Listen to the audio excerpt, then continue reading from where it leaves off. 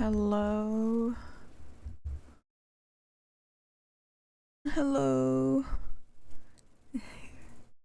Hit me. Guys, I'm so tired right now. Featuring Sonic Rumble. I don't know. Maybe. We'll see.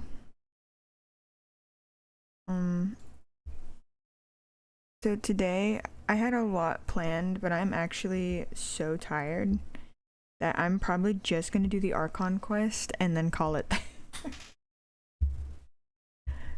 Cause I am so tired. And then just a 5-hour stream. I don't know, we'll see how long this Archon quest is. I do need to get on Nikki because I can do at least 2 10 pulls on the outfit, and that's almost over. So yeah, I'll probably get on Nikki and do dailies.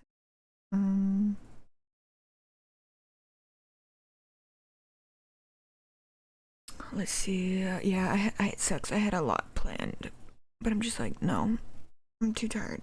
But tomorrow will be an early stream.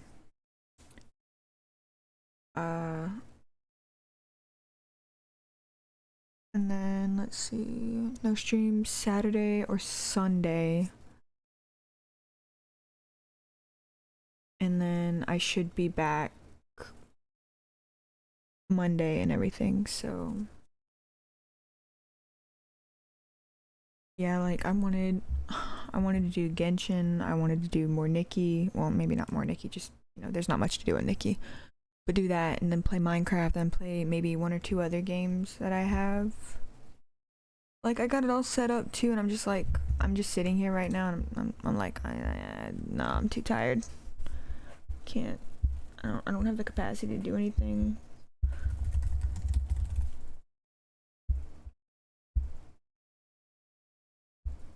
Still haven't watched the Kingdom Hearts dub yet, which kind of sucks.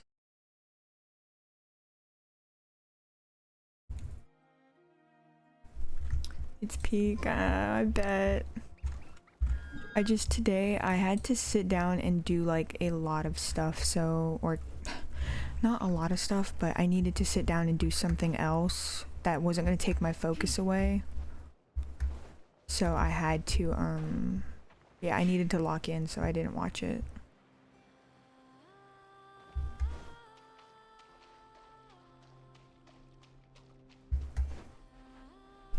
Yeah, there was just too much for me to do today, and I had to make sure I got up at a decent time today as well.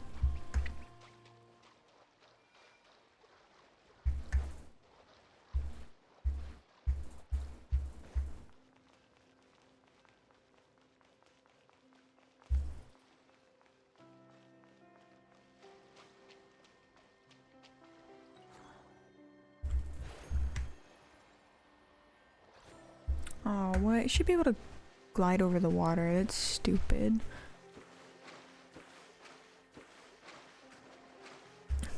Unfortunately, I don't have any primos. I'm broke. I can only do 2, so, but I don't know. Oh, do you think the others are making good progress? I can at least roll on Nikki, so. Going smoothly. Huh. Hey, look! They made it back as well. Flint's, Llama, how did it all go? Turn that up just a little bit. All is well, thank you. Nefer and Yehoda had to stay at the curatorium to wrap things up, so they won't be joining us for now. I ran into Miss Nefa and Miss Aino on the way back. Their work is still in progress, so I suspect they won't be back for a while either. You seem rather cheerful today, Mr. Flint's. I certainly am. I achieved what I set out to do and came away with more than I bargained for. More than you bargained for. Fighting alone can get quite tedious, but I had the good fortune to run into a pair of brave young warriors. We meet again. How have you been? Albedo! What are you doing here? It's been too long. Tracking you down turned out to be a lot simpler than we envisaged. These two courageously lent me a hand while I was fighting the wild hunt. When they told me they were Servarka's colleagues, it all made sense. And given how people of outstanding talent tend to cross paths, it's no wonder you're already acquainted. So, who's your travel buddy, Albedo? Why don't you come and introduce yourself?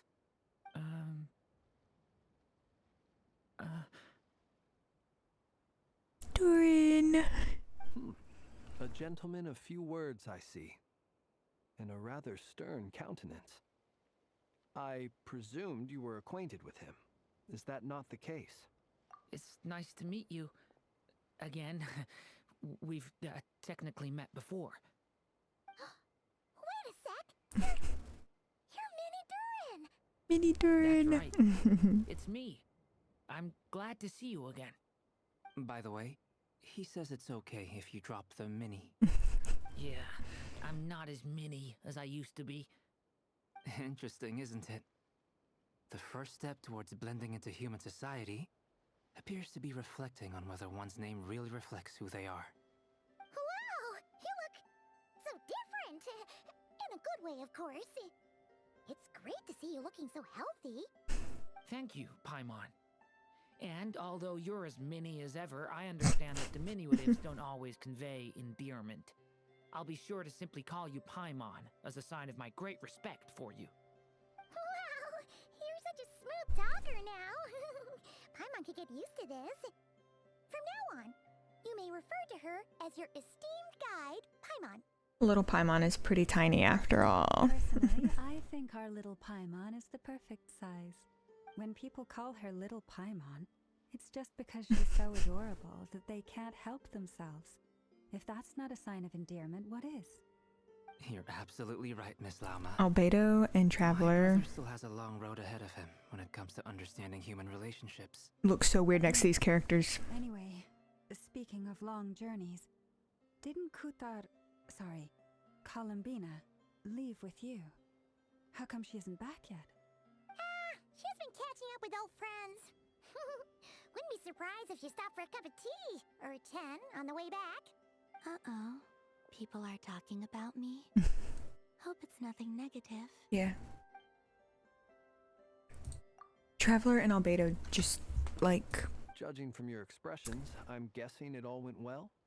they just don't look, they just look so, like, they stand out. It's getting crowded here. I'll go grab some chairs. No need. This is a job for an alchemist. I'll whip some up momentarily. Yeah, seeing Albedo next to Thank you Durin for is your crazy. hospitality, ladies and gentlemen, but I was merely escorting my friends back. I'll be meeting Sandrone shortly, as we still have some things to discuss. It's been a pleasure, everyone. But this is where I'll say goodbye. We really appreciate your help. Yeah. Oh, come on. Spare the formalities. I'm just glad I could help out some true friends. I understand. Well, bye for now, Harlequino. There goes father. This place is hopping. It's probably a good thing one of us left. Otherwise, we might not fit all these people in. Are you saying we're about to run out of chairs? As a matter of fact, I am. Come on in and see for yourself. I have no idea how long this is. I genuinely hope it's not too long, but we will see. 4 hours, please. Dainsliff.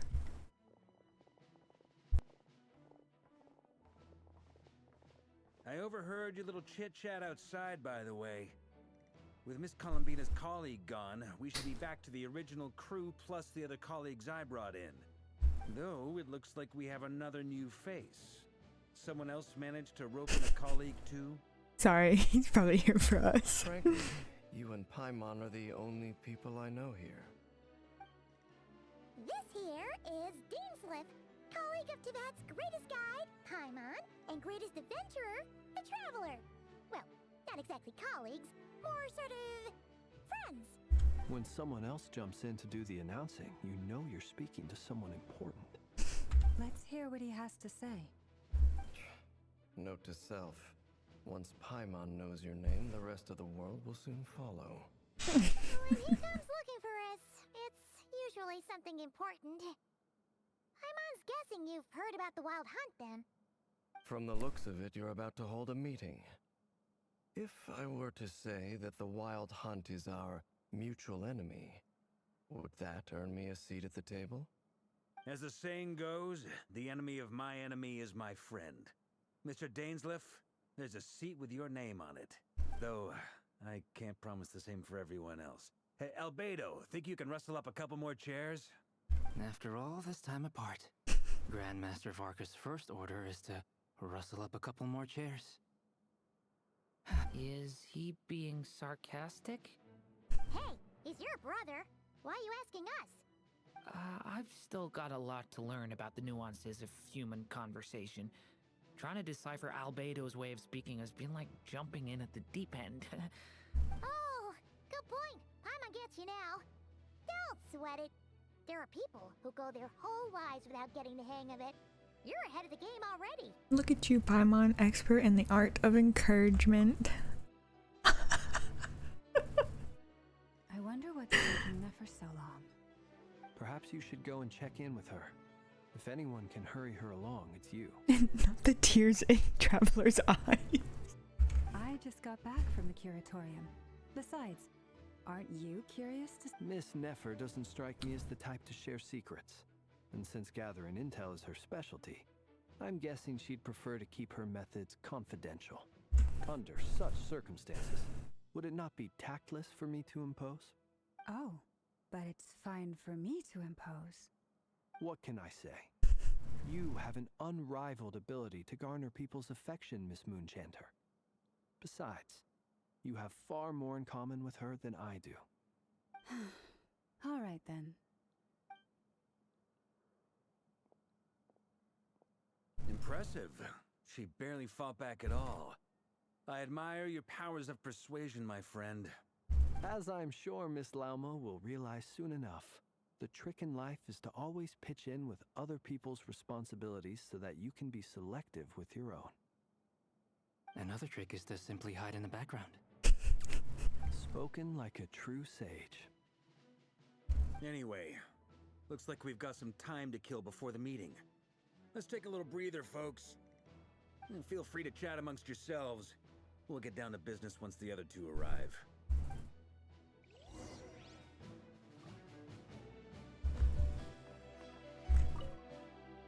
You're both awfully quiet. Why don't I start us off with an icebreaker? Much obliged. Have either of you ever had your portrait painted?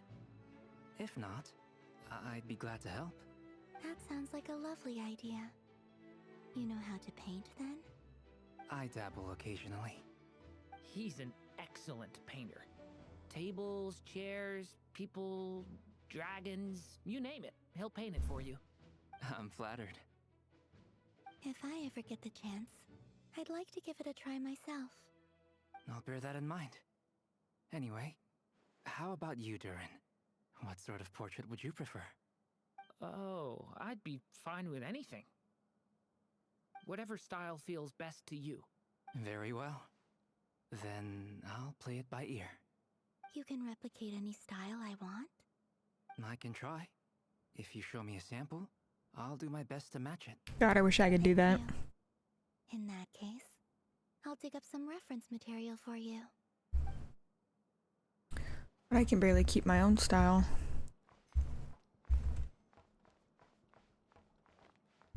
Is there something you'd like to say to me? Yeah!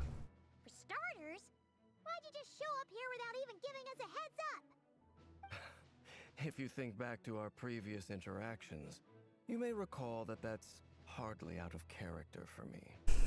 You do have a point there. Sorted out your accommodation yet? Oh yeah! You'll need to find somewhere to stay the night too, right? Wanna tag along with us? You never know. We might get a group discount. Sure, let's do that. Great! Paimon will handle it! And in return, we can get Dainsleif to be our very own personal bodyguard.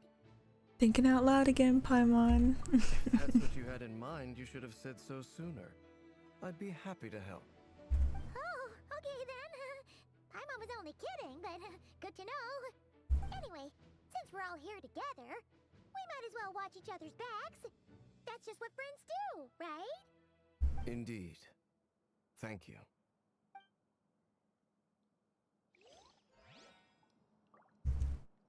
So I wanted to move over a little. Truth be told, I can't remember the last time I was in a meeting with so many people. You're not alone there, my friend. The Lightkeepers also struggle to bring everyone together for a serious discussion. I don't doubt that.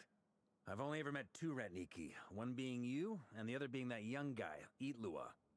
Eatlua is a good apple. I'll give him that. He's kind, honest, and regularly delivers supplies to my lighthouse. A true Ratnik to the core. In that sense, he puts me to shame. So you're what? A fake Ratnik? That's what it sounds like you're saying. But I get the feeling that's not quite what you meant. Okay. Come on, why the awkward silence? Sorry. I'm not even gonna bother trying to hide it. You've known all along, haven't you, my friend?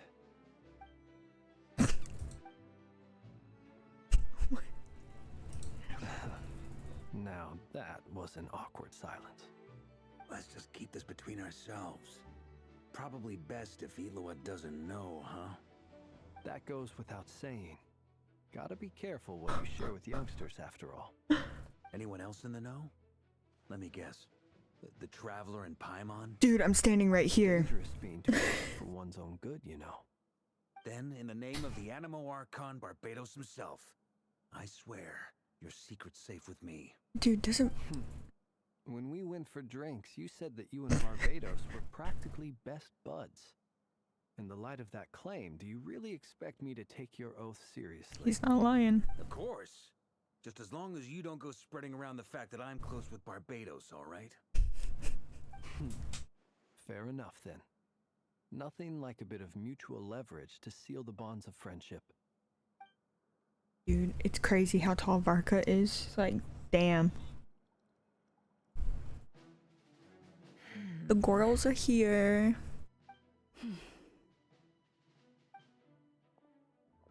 Oh, what happened? They don't seem too happy. Ah, Miss Nefer. You made it after all. But what about Yehoda? I'm here to give you an update on how things are going on our end. Once this is over, I'll be heading straight back to continue my work. I left Yehoda back at the Curatorium to watch over things while I'm gone. Huh. So much for just this once. Shh! Not so loud! We're on a roll here! What if she remembers and suddenly decides to back out? Did you say something, Mr. Varka? Huh? I didn't say anything. Right, Flints? Must have been a frog. They get so noisy around here at nighttime. It's like they're putting on a concert in the background. Anyway, before we begin, there's a few introductions to make. Let me start by saying that it's an honor to be speaking before so many distinguished colleagues and collaborators. First up, we have Miss Lauma. As Moon Chanter, she's the leader of the Frost Moon Scions, a local religious community in Nodcry. Then there's Miss Nefer, boss of the Curatorium of Secrets, an intel gatherer extraordinaire. Nefer is leading the investigation into Rerer's background, assisted by Yehoda and Lauma. From the little I've heard, they're making some great progress. Over here, we have Mr. Flintz, a Ratnik and guardian of the abandoned lighthouse. In our last operation, he courageously distracted the wild hunt to buy time for the rest of us. For those of you who've never met, this is Mr. Albedo, a renowned alchemist and captain of the Knights of Favonius investigation team. By his side is a new face for us all, myself included, Mr. Durin, who has come to lend his aid. Next up, we have the Moon Maiden and former Fatui Harbinger, Miss Columbina. Then we have the Traveler, who's earned more titles than I could possibly hope to list out, so I'll spare you the rundown. And Paimon, the ultimate travel companion and quite possibly the best guide in all of Tevat. Whoa! That's a lot of people! Great turnout! Miss Neffer, it looks like you might have another job coming your way. So, congratulations on the booming business, I guess. You think I haven't got enough on my hands as it is? Who's looking for me now? That would be me, Miss Neffer. I have a commission for you. And you are? Who I am doesn't matter right now. What does matter is that I'd like you to gather more intelligence about the Recher of Solnari. Well, it's not as if we never take on anonymous commissions. But in your case, I'll have to decline. I'm gonna take a wild guess and say your job's probably more hassle than it's worth. Something about you seems like bad news. It's the eyes. It's my eyes, isn't it? Conrian, I assume. And what's with the mask? Are you trying to hide your identity? Bro barely, like his In face. case, the fact that you're even still alive raises an awful lot of His questions. face is barely hidden. What are you talking about? My name is Dainsleif. And yes, I am from Conria. As I'm sure you're aware, the Recher of Solnari's real name is Rerir. He was once an acquaintance of mine. Yeah, Lama and Nefer know that. Then you must have been quite an influential figure yourself. You flatter me, but none of that matters anymore. My point was simply to clarify why I have asked Miss Neffer to investigate Rerir's background. So you're both from Conria, and it sounds like you used to be friends? What am I missing here? Surely you already know how he became one of the Five Sinners. I'll tell you everything I know. The history of Conria, the names and identities of the Five Sinners. I remember it all like it was yesterday. I have never spoken openly of this before. But the truth was exactly as people say. The Five Sinners were each driven by their own desires, and it was by playing upon these that the Abyss tempted them to their fall, tearing Conria apart in the process. The visionary, Vedifenir, who wished to foretell the future. The wise, Haroptatir, who sought limitless knowledge. Gold, Rhindaughter, who desired to create life. The foul, Sertologi, who pursued supreme strength. And last, but not least, Recher of Solnari, Rerir, Ravager of the Moon. Of the five, Rerir is the only one who remains a mystery to me. He never harbored grand ambitions. So what changed in the space of a single night? How did he come to fall like the others? In other words, you're saying that his change came as a shock to you, and you have no idea what actually happened? That's right. You mentioned how the Abyss tempted them, which led to their fall. But what did that look like in practice? And what other context can you give me about the events of that time? The more detail you can give me, the better. Strangely, now that it comes to it, I hardly know where to begin. The fateful night took place during the era of the Eclipse Dynasty. One day, my elder brother, the visionary, Vedifenir, was summoned to the palace by the Vinster King, only for the king to gouge out his eyes and cast him into the dungeons. Damn. When I came to hear of this, my fury knew no bounds. I gathered together every ally I thought I had, and together we set a night to storm the palace and free Ved. Centuries on, the memories of that night still haunt me like a never-ending nightmare. We broke through the palace gates, just like we had planned, each striking towards our separate targets. Hey, Buxony. I was betrayed. Even Vedifenir, the very person I had come to rescue, abandoned me. How are you? And partook of the Abyss's power. So, it's personal after all. Then tell me, Mr. Dainsleif, what price are you willing to pay? You, of all people, must know that nothing comes for free. I cannot say what price would be worthy of such a commission. But know this. Rerir was not always a madman. Believe it or not, there was a time when he was just an ordinary man, working for the Conrian Intelligence Service. Uncovering the truth of Rerir's past is the only way to unravel this mystery. But before you decide if you will accept my commission, I will tell you more about him. Enough, I hope, to help you plan your next move. Sounds pretty good to me. Feels like we just flagged down a random passerby, only to discover he's actually a master strategist who has a score to settle with our enemy. Wait. Hold on. I'm gonna figure something out.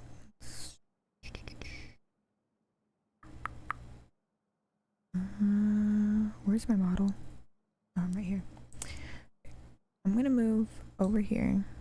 We're gonna move that up here, and then we'll move the coffee right there. Okay. Think that should be good. Am I right? Work right now? Okay. Let's see. Must be all that good karma I've been building. Who knew having a Conrian friend would come in this handy? Can I borrow your halo? It could be useful in the lighthouse. Hey, enough with the wisecracks! Besides, isn't that lamp of yours bright enough already? Relax. It was meant to be a compliment. If that was a little over the top for your liking, I'll make sure to tone it down next time. I'll give your proposal some serious thought, Mr. Dainsleif. Let's speak in private once the meeting is over. Before that, there's a few things I'd like to share. Oh my god, he's speaking. You recount meeting the knave and how the iridescent moon's marrow was retrieved from the crimson moon space. You make it clear that the knave chose to help you of her own accord, then conclude by reporting how the hearts of the three moons are finally in your hands. Now that we've united the hearts of the three moons, your power should be greatly enhanced. But it seems like that hasn't happened yet? I believe it will take a little longer. You've done so much for me, so I want to be completely honest with you all. Even though I'm doing a lot better now, the truth is, my recovery will likely be an ongoing process. From the moment I was born, my power has been slowly ebbing away. And that is because Tevat has never accepted me. Even with the moons united as one, it seems my rejection cannot be undone. So far, I have yet to find a solution. It may turn out to be a problem that will plague me until the day I finally leave this place behind. Even so, I will do everything in my power to help you drive out the Ray here of Solnari. As Arlecchino put it, this is not about chasing the spoils of victory. It's just a gesture of heartfelt gratitude. Kutar. Seems a lot more energetic and positive than she did when we first met. Defeating the Ray here of Solnari will be no easy task. While my strength slowly recovers, we'll also need to gather more intel. Naturally. We should take all the help we can get if we hope to defeat him. We've considered several viable plans now, but our choice hinges on the answers to a few key questions. Is it even possible to kill Rerir? What experiences shaped the person or monster he became? And what's he really after? Given Albedo's expertise in alchemy, I think we should leave him to try and answer the first of these questions. Understood. As for the other two, I'm afraid we'll have to count on you again, Miss Nefer. Believe me when I say it's not my wish to burden you. But right now, relying on your skills is our only option. So you're placing all your hopes on me, huh? We can't thank you enough for agreeing to help us. Honestly, I can hardly believe how lucky we are. You sure have a talent for changing your tune, Miss Moonchanter. Timid like Yehoda one moment, then flinches insincere flattery the next. Ladies, please. I must object to your portrayal of me. That's all. Feel free to keep bickering. Just pretend I'm not here. I almost don't want to leave this room. I'm curious to see how this plays out. I have faith in you, Miss Nefer. Something tells me you'll stand by us until the very end. Oh? And what makes you so sure of that? What if I suddenly decide that my compensation is insufficient? This isn't about the money. I can sense that you've got a deep-seated distaste for Rerir. And knowing you, that alone is motive enough. Look at them getting along so well. Like two peas in a pod. That's crazy. And I'm the one they accuse of insincere flattery. There is no justice. Miss Lauma, you have to understand something. Unlike you, I don't actually enjoy having everyone's hopes on my shoulders. Is that right? Well, maybe the fact that I'm willing to put my hopes in other people says more about me than you. But the fact is, I also trust you. And that's because I know that you're someone we can count on. Anyway, we've got our plan, so let's get moving. Mr. Dainsliff, let's talk. And Traveler, once we're finished, if you've nothing else planned, I'd like you to come with me. This whole experience is teaching me a lot. For instance, I now know that when other issues come up in the future, I'll have far more luck getting Lauma to convince Miss Nefer than trying to do it myself. Hate to say it, friend, but that's one of the funniest things I've heard in a while. Why? You think I've got it wrong? Quite the opposite. But what makes it so hilarious is how long it's taken you to realize. Nefer and Dainsliff converse intently for quite some time. From the gravity of their expressions, you can tell how heavily the next stage of the plan weighs upon them both. After a short chat, Albedo and Durin head off with Varka on what they describe as a sample-finding mission. Lauma steps out for a while, then comes back loaded up with emergency medicine.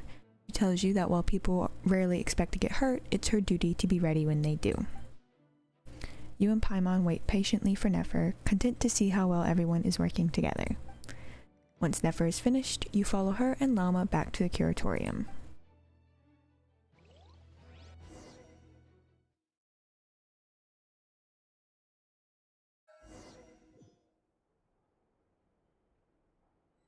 Okay, it's actually a good time. I need to get up and go do something real quick.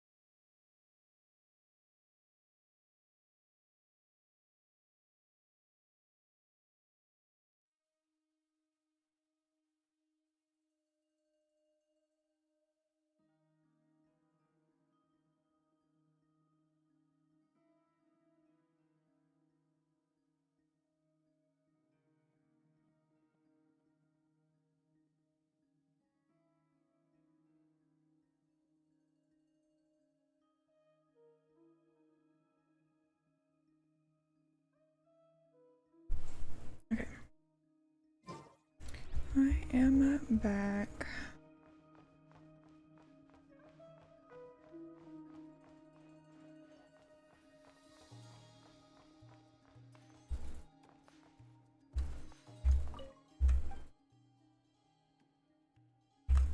Never mind, we'll come back and talk to you later.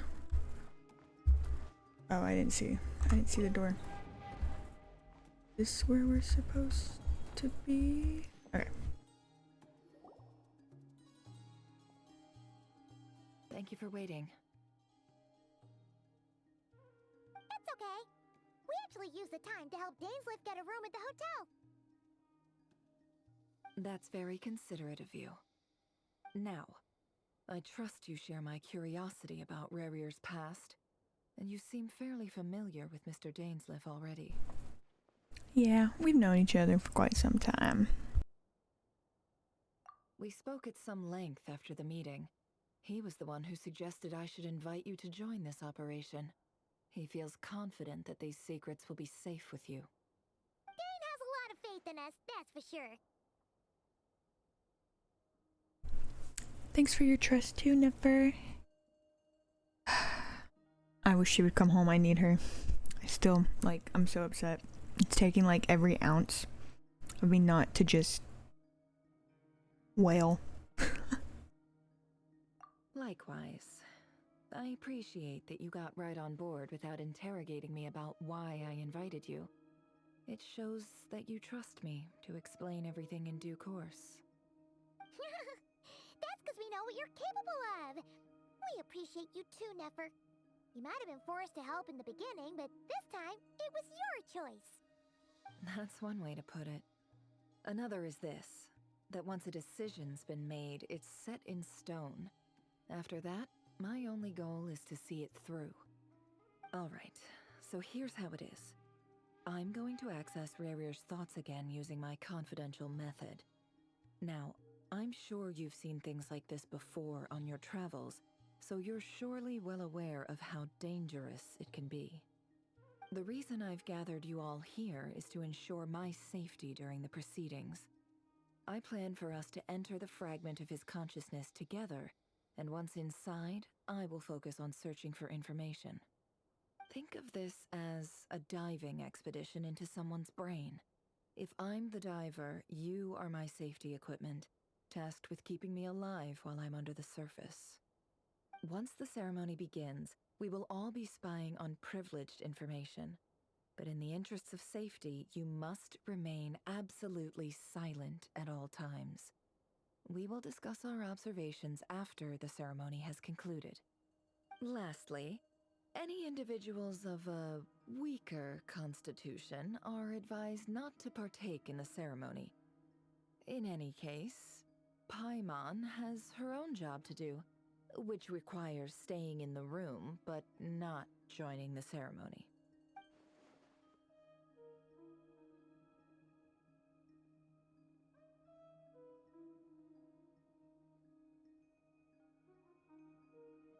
Sorry, I was eating.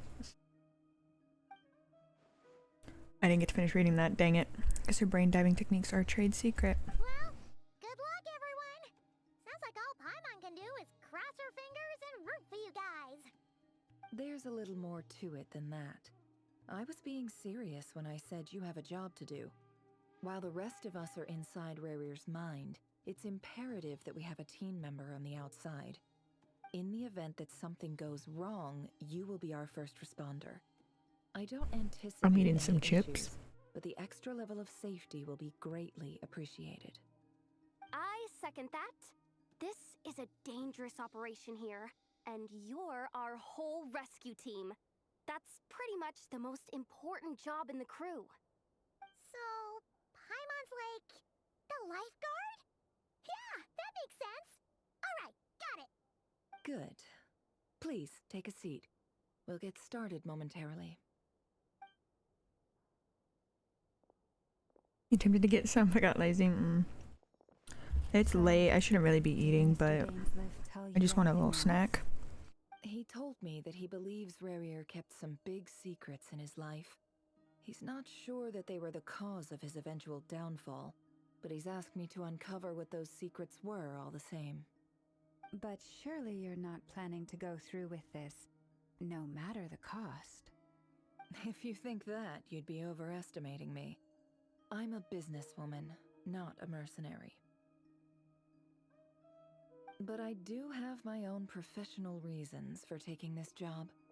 You think I'd turn down the opportunity to get a first-hand glimpse into Conrian history? No chance. Well, as long as you don't let morbid curiosity get in the way of safety concerns, we're good. We'll do whatever we can to help you. You're such a killjoy.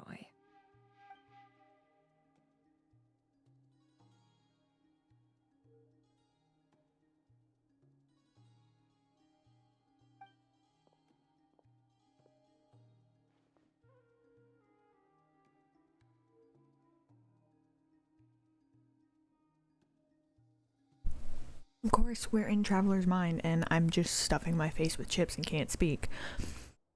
Seems like Nefer still has no intention of sharing her trade secrets. Okay. Chest set on the table. Could that have something to do with her intel gathering methods? All right, I'm good to go. All set over here, too. I'm ready too. I just need to drink some water. Promise, Paimon, you'll be extra careful. Aw, pinky promise. All right. Let your whole body relax. We're about to begin. Close your eyes.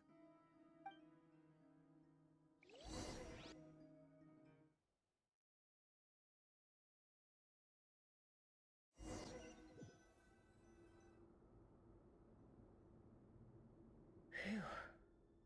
Could this be his office? Pretty standard setup. Bookshelves, paperwork, files. According to Dainsliff, Rarier used to be an intelligence operative.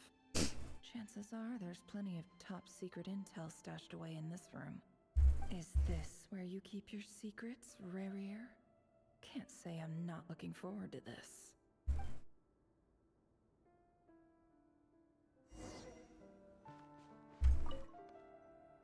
A file tucked inside a folder.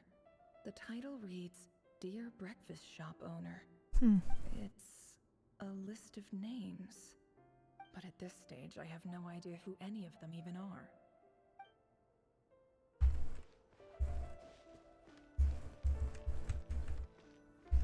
He looks even gloomier than last time. I wonder what's changed.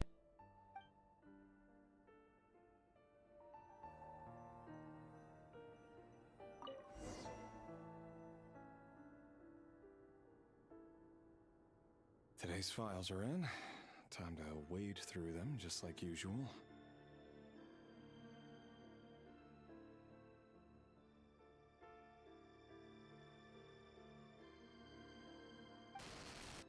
Male, 51.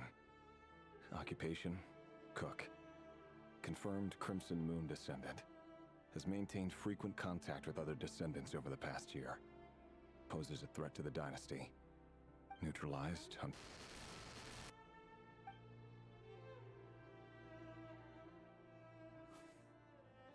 This one should be archived under purged targets.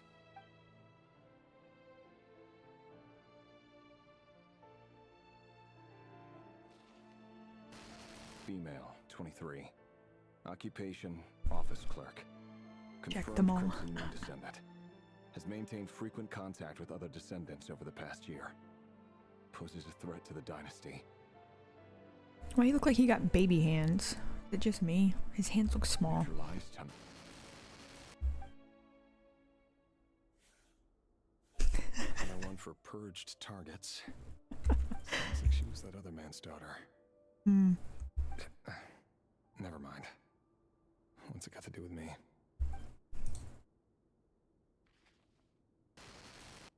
Male, 40. Occupation, teacher. Confirmed Crimson Moon descendant. Has been observed making contact with other descendants during the past year. Poses a threat to the dynasty. Neutralized on...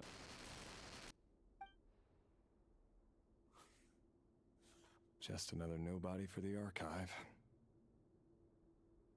Come to think of it, I remember surveilling this man. A case like his never would have been considered a priority in the past. Huh. He barely even interacted with other Crimson Moon descendants.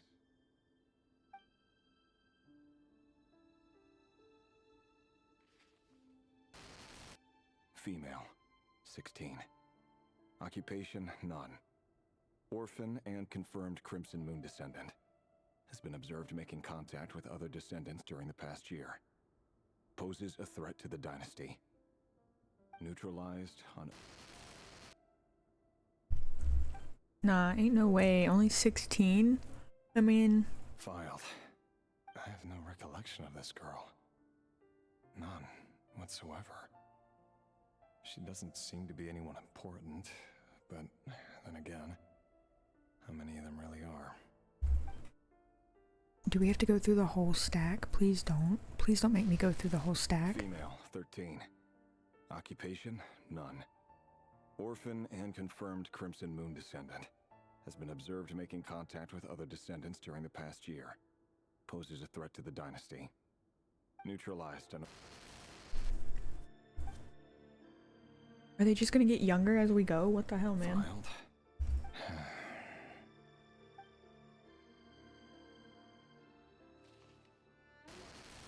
Male, Oh my god, they 11. keep getting younger. Occupation, none. Orphan and confirmed Crimson Moon descendant. Has not been observed making any contact with other descendants during the past year. Poses a threat to the dynasty. Neutralized on...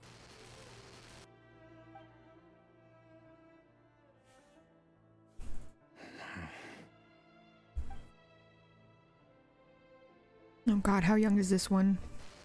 Oh my god. Male. 6. Occupation, none. Orphan and confirmed Crimson Moon descendant. Poses a threat to the dynasty. What the hell?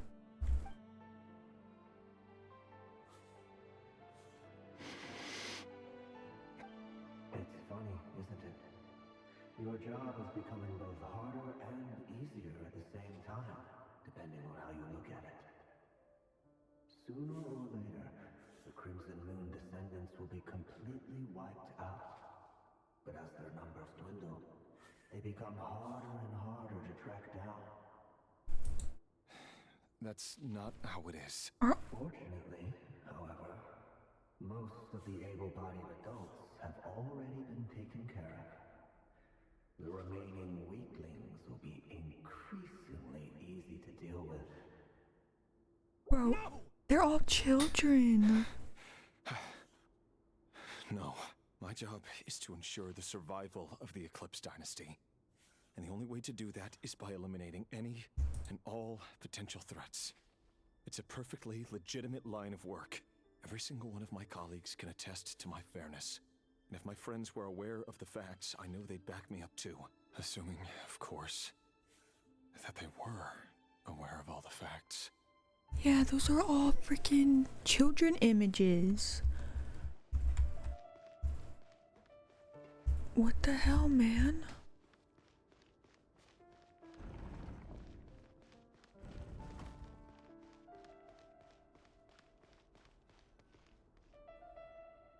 Mr. Vedifalnir?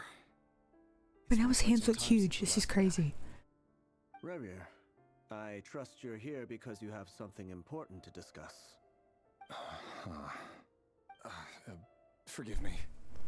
I wasn't tuning out. It's just, I noticed you didn't even phrase that as a question.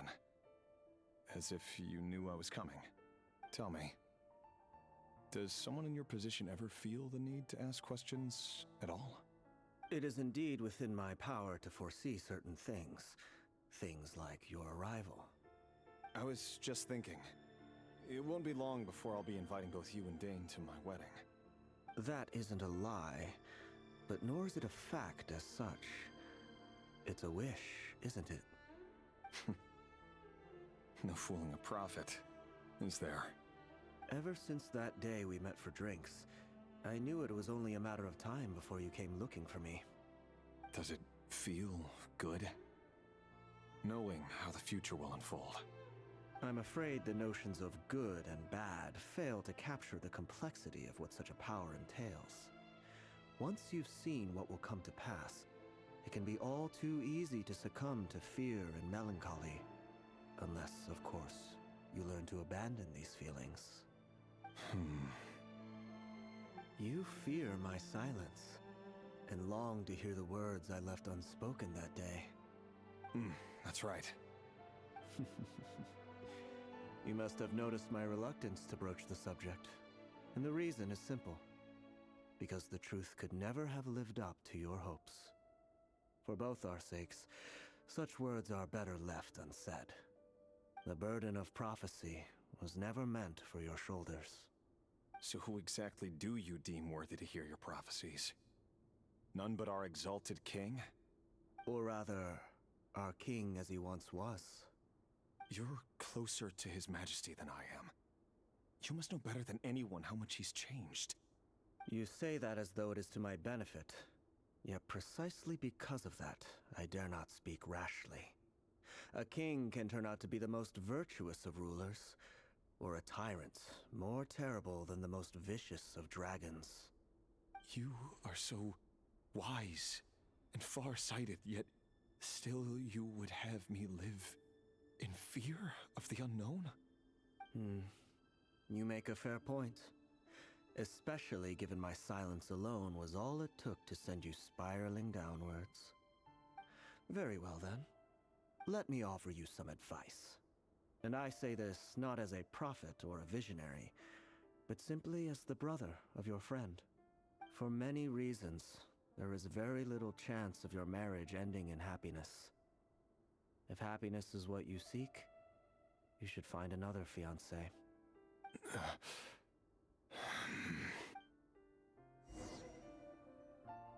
Hold on. Damn. There's that same black fog again. Could this memory belong to Thelindis? Guess I'd better tread carefully. Alright, let's see what happens. Hear The me out. kid. This time we finally got a clear look at his face and learned his true identity. His name is Rayrir, and he claims to be one of the king's guards. What did you say? A cruel irony, isn't it? The man you're set to marry leads a double life as a brutal executioner. Why are you telling me all of this now? Simple. It's because I want you to kill him. You are the only person he would never suspect. No, absolutely not. I would never dream of doing such a despicable thing. So you'll just stand by and watch him slaughter us to the last? Do not forget that the blood of the Crimson Moon flows in your veins too. The blood of the Crimson Moon? What does that matter now? The dynasty has long been dead and gone. You think that alone is reason enough for me to throw away everything I have? Why wouldn't it be? You two were once a child of the Crimson Moon, just like me. Don't tell me you've never felt so much as a flicker of fury for the way we were trampled into the dust. As long as you promise to abandon this pipe dream of restoring your dynasty, I can try to persuade him. Or have him persuade the Vinster King. Persuade the Vinster King? Do you even know why he's so obsessed with hunting us down? Why he keeps trying to force us to hand over our secrets? Over and over again? Or why we refuse to give up on restoring the dynasty? The Vinster King. A blind fool. His eyes clouded by powers from beyond this world. A petty little man with a miser's heart. And he dares to sit upon the throne? Mark my words. Sooner or later, Conria will fall. And it will be his doing. If you can't bring yourself to do it, so be it. Just you watch. It won't be long before calamity descends upon us all. The Rayrir of Solnari. That really is quite a secret you've been keeping from me, Rayrir. But who am I to talk? Am I really any better? I've kept my own past a secret this whole time too. Love should be built on honesty. But ours was born from lies. And yet, Is it really so wrong to hide things that would only make life harder? If we don't cover up the parts that no one else should see, how can we go on pretending to be normal? Vedifulnir must have known all this. And that's why he made his prophecy. In the end, nothing stays hidden forever. Why doesn't she have the little X's in her eyes, though? But I won't just sit by and watch this disaster unfold. I'll do everything in my power to protect what I cannot afford to lose, no matter who I have to face.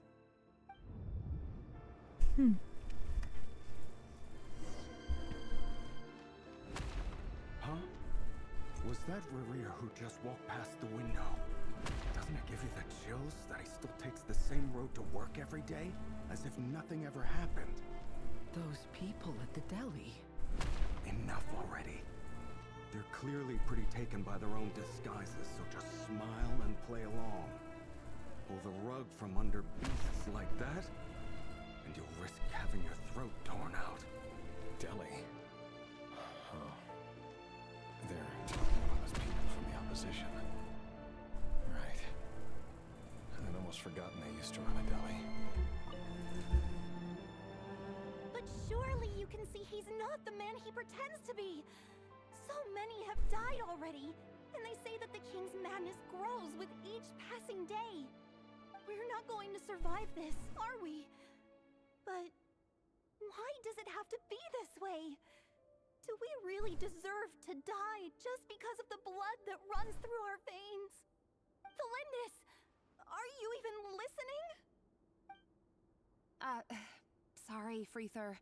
My mind was off wandering. I heard you, though. You're talking about what Rerir said. He's just following the king's orders. He's a secret agent, and it's his job to hunt down rebels and dissidents. By the time you first met him, he'd already taken lives. Maybe he was using you from the very beginning. No. Rerir has no idea I have anything to do with the Crimson Moon. My family are only distant relatives of the main lineage, and besides, my eyes are perfectly ordinary. Truth be told, apart from my teacher, pretty much no one knows I have any connection to any of it. It's been a long time since my family severed ties. But as Orlog said, who could possibly talk sense into that raving lunatic of a king? No one. I'll work something out. Trust me, I'm with you all. But for now, you need to keep yourselves hidden. Don't let anyone find you, anyone at all. Don't forget that Rerir is an Eclipse operative. You need to be extra careful when he's around. And when I am too. For now, don't come looking for me. And if anything happens to me, just act like we've never met. If even you can't escape this, what hope do the rest of us have? But after all this time together, surely he wouldn't lay a hand on you. I won't speak in his defense, nor can I give you a clear answer to that question. But I'll do everything I can to put an end to this. Here, hold on to this. If an opportunity to escape presents itself, take it. You'll be glad you took some spare change. You call that change? But what about you? I've got a job, and there's still money coming in. But you can't go anywhere right now. Please think about yourself for once.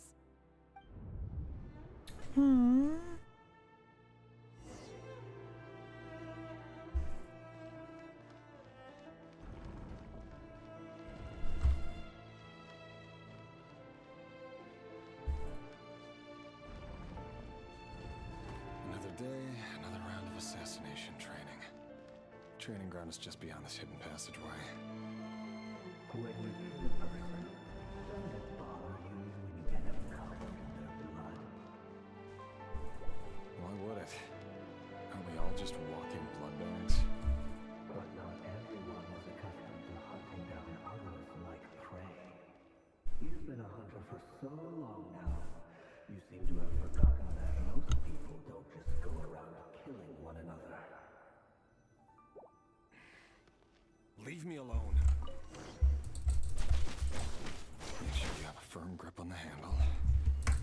your ammo well. Keep your movements light and brisk.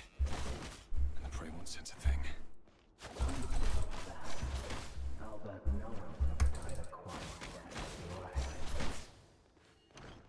I work clean. No traces.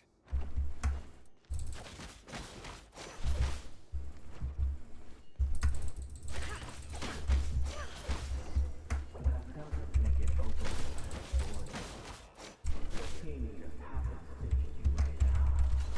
What else he does? That won't happen. Ever since he fell under the spell of that power, he only had you take out a handful of the guilty. But now, The ones I dealt with have always been guilty. And I've carried out my work flawlessly.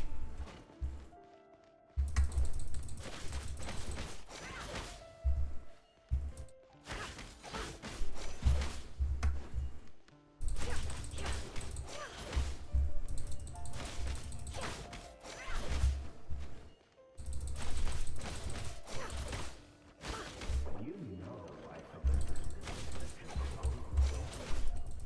Was it because he didn't trust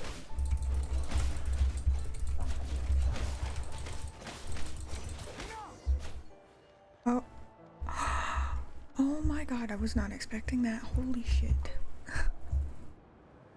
Delindis, do you still remember Orlog? Orlog. The boy who was pretending to sell flowers. You spoke for quite a while, didn't you? Yes, we did. What about him? He was arrested 2 days ago. Chances are he's already dead. He... I just don't get it! After everything he's done, why do you still stand by him? Or does it mean nothing to you that people keep dying? No, that's not... Just hear me out. I need to go now, Thelindis. They're looking for us. You take care too. If you ever need a place to hide, come find us.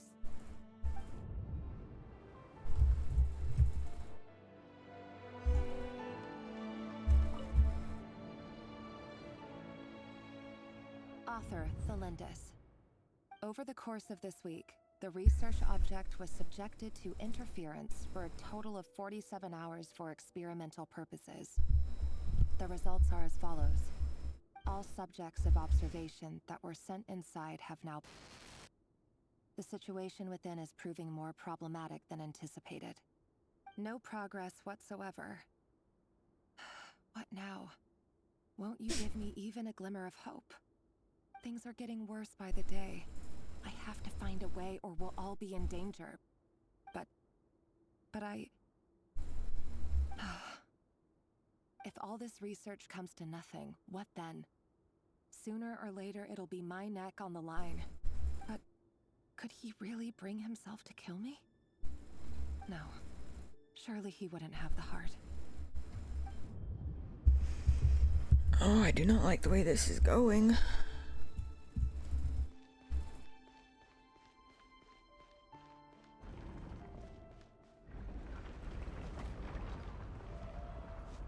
Surely it'll get better. Surely. Why won't you just let us go? We don't even know each other. All we want is to live ordinary, peaceful lives. You want to live?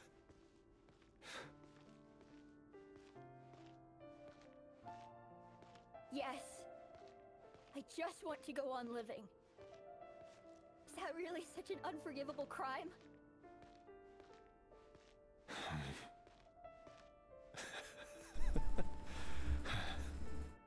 You want to go on living. I want to keep living too. To keep living forever. That's why I have no choice but to continue on the path I'm on. If only some savior would suddenly swoop down and change the way the world is. Too bad that's not going to happen.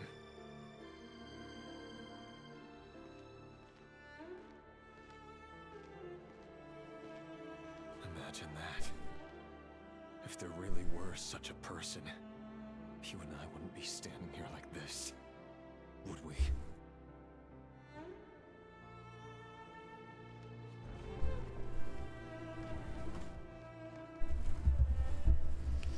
Today's files are in. Time to wade through them just like usual. No, I don't get tired of it. It's my job. And not only am I lucky to have it, I'm good at it too.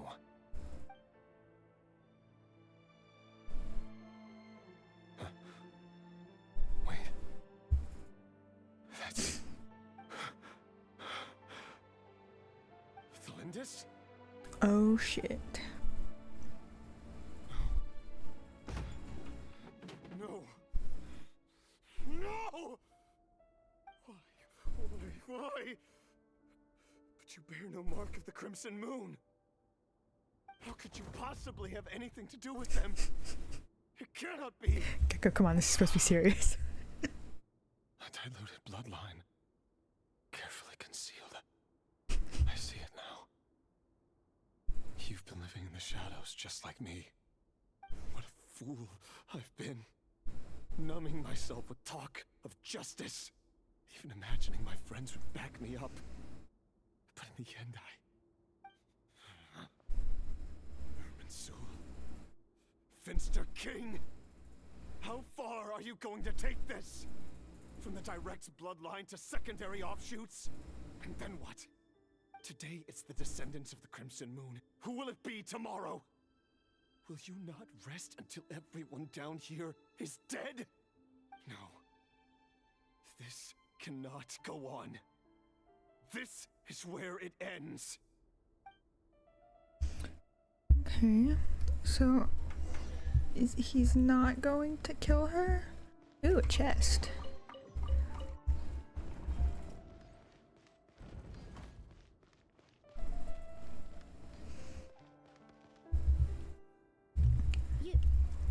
You're really letting me go?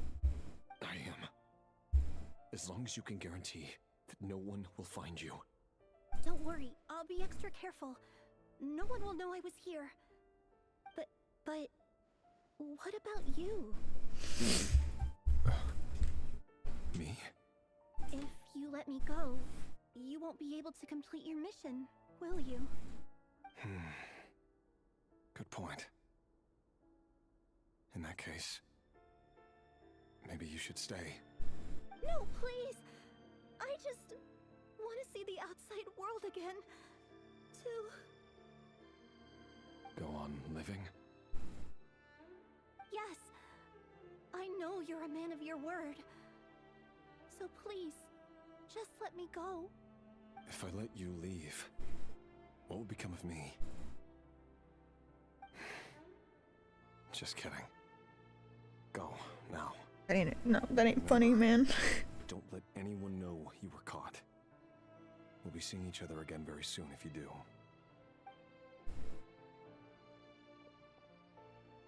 Shadows in the dark is by a code. But you can't save everyone.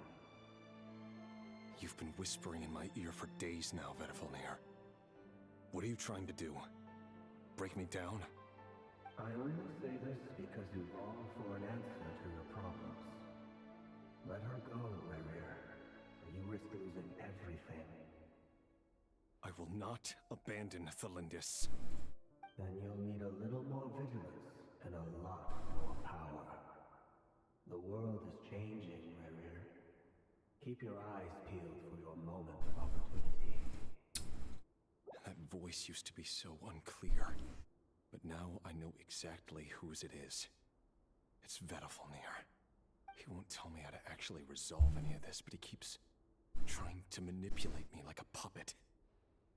What's his game here? Tell me then. What will this moment of opportunity look like? And no answer. He's like a ghost. Always disturbing me when I'm on edge, but never answering when I need him most. So, the Eclipse Dynasty was purging, well, massacring the descendants of the Crimson Moon. And it seems like it was all connected to the Finster King's research. The king's obsession with abyssal power left the future of Conria hanging in the balance. No wonder every aspect of Rarir's life was so unstable. And it looks like this Thelindis, Rarir's would-be fiancée, herself belonged to a sub-branch of the Crimson Moon Dynasty's descendants. It almost defies belief that a couple like them could hide the truth from each other for so long. If the Vinster King hadn't intervened in such a drastic way, they might have gone on deceiving each other for the rest of their lives. And why does Vedderfanir, Daneslif's older brother, keep talking in Rarir's head? This guy kept more secrets than I ever imagined. The human mind is like a vast desert of shifting sands.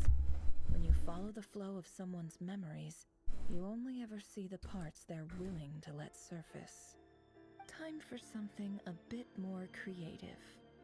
We've been inside Rarir's mind this whole time, building up a picture of his psyche.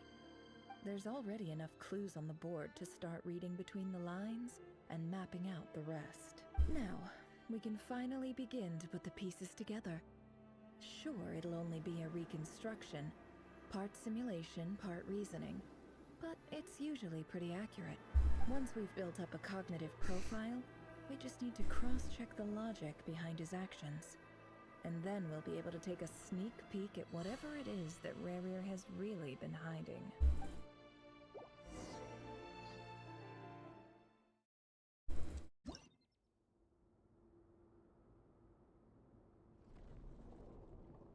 Oh, please don't make me do puzzles.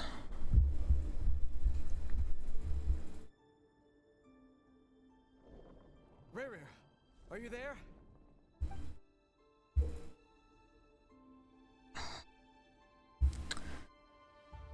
Okay.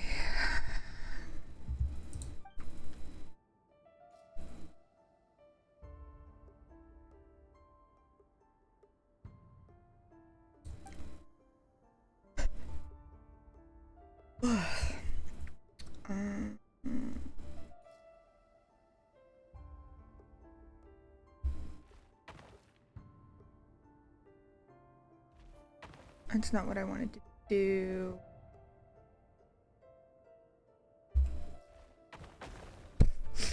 Okay, hold on.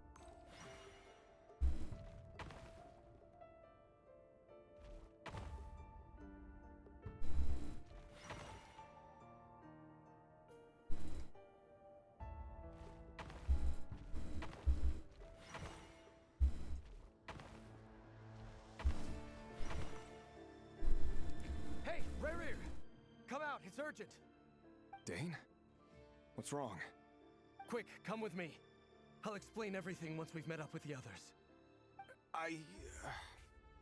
Okay, I'll come. But the Lindis is still over at the Universitas. I'll need to leave her a note. All right then, but make it quick. I've never seen Dane so worked up before. Whatever this is, it must be big trouble. Oh, is his brother in prison and stuff like that? Is that why?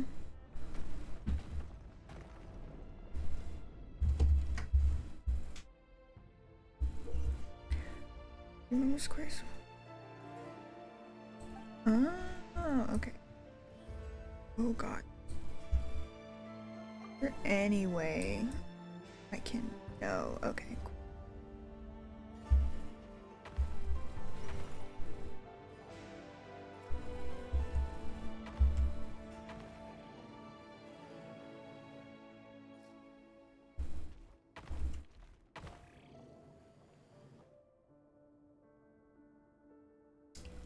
Aw, man, I messed up.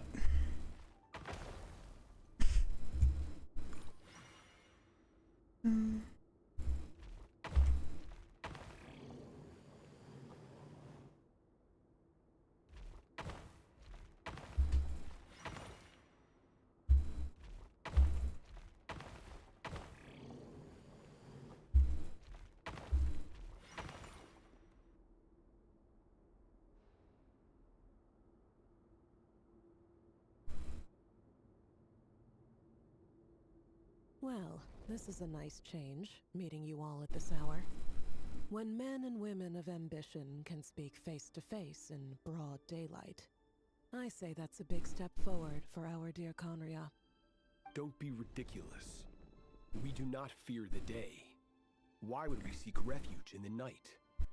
You might ask your blade that same question. I'm told it prefers the cover of darkness. The word on the street is that Sertologi only strikes when he has an unfair advantage. But that is patently false. I see you're missing an arm and a leg. Surely only a fair fight could explain that. If this is your way of offering me replacement limbs, believe me, I'll take them. Oh, we can certainly discuss that. With bioalchemy, anything is possible. Assuming I have your full support in my research. Lunatic. That's crazy. Rocketeer. What brings you here? Why, Dainsleif, of course. He invited me. Please, cast aside your apprehensions, Miss Rhindaughter. Whatever the rumors may say, I am but a humble servant of the king, and I can assure you he affords me no greater convenience than he does you. Well, the Universitas Magistrorum won't stop fawning over you, so at least some of the rumors must be true. You're clearly doing well for yourself, so drop the humble servant act. It endears you to no one. You're president of the Universitas Magistrorum, the chief royal mage known as the Wise by royal appointment, and by far the most favored among the 4 pillars of Conria. Vice President Veet doesn't even try to hide his envy when he sees you. My success is the product of hard work and good luck. It's as simple as that. Were the king not such an extremist, I hardly think I would have received a senior post at my age. Of course, no job is without its gripes. Serving a king like ours can be a challenging task, as I'm sure you can imagine. And as for Efterveet, in missing out on the presidency, he's dodged a mountain of stress. Like everything else in life, it comes with pros and cons. You're all here. I apologize for the short notice, but it was an emergency.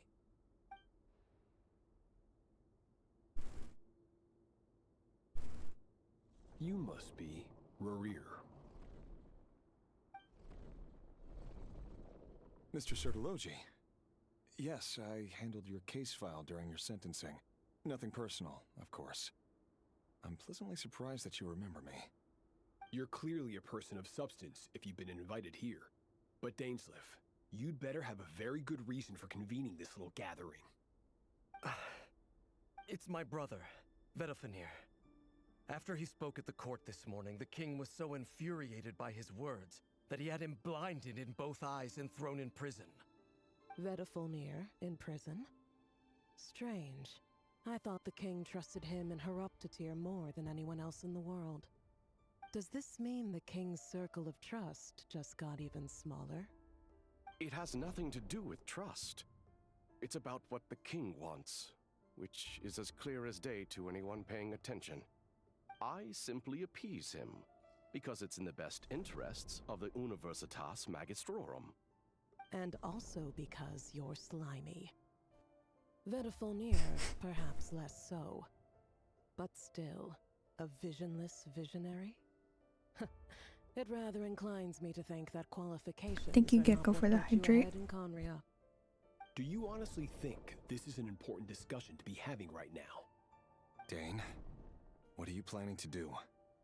Rescue Vedofenir, I assume. Correct. It will mean storming the palace by force. Tonight. I need all of you on my side. That's far too dangerous. And don't forget, Dainsleif, you're captain of the Royal Guard. You swore an oath to the throne. Hmm? You've been planning this for a while, haven't you? I have no desire to commit treason. But whatever critique the king may have of Vedofenir, disfiguring your most loyal subject for putting the best interests of his court and nation first, this is not the conduct of a wise ruler. My blade will force the king to see the error of his ways. So, Vedofenir's prophecy enraged the king. I'm sure it wasn't what he wanted to hear, but if he won't take counsel even from the visionary, that is deeply troubling news. The extent of His Majesty's madness is now all too clear. The question is, how does a man like me get out of this situation unscathed? You have noble ambitions, Dane, but I'm afraid they don't do much for a guy like me. I'm not interested in saving the world. All I want is a letter of pardon. A letter of pardon? For whom? Thelindis? The chances of the Vinster King issuing a pardon for anyone connected to the Crimson Moon seem vanishingly slim. Oh man. Okay, let's see.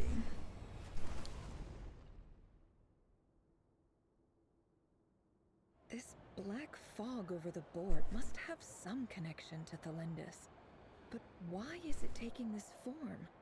Does it have something to do with Rarier's past? Another mystery I'll need to unravel. There's no easier way to do this.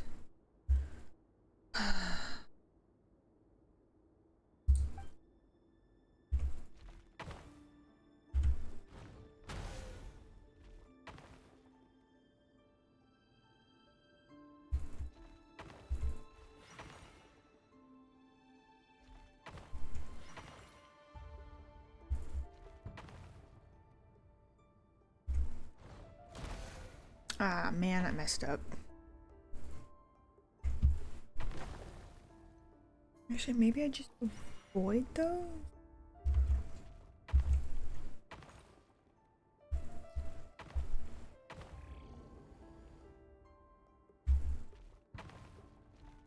No, okay.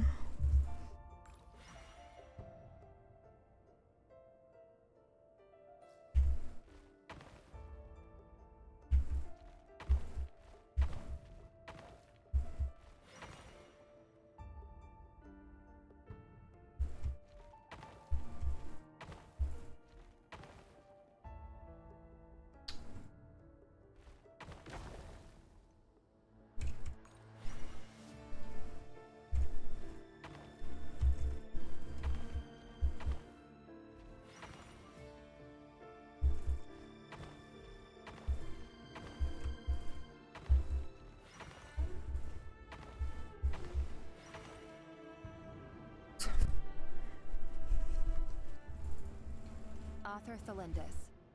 Over the course of this week, the research object was subjected to interference for a total of 60 hours for experimental purposes. The results are as follows. Research dating back to the Crimson Moon Dynasty has established 2 points regarding moon marrow.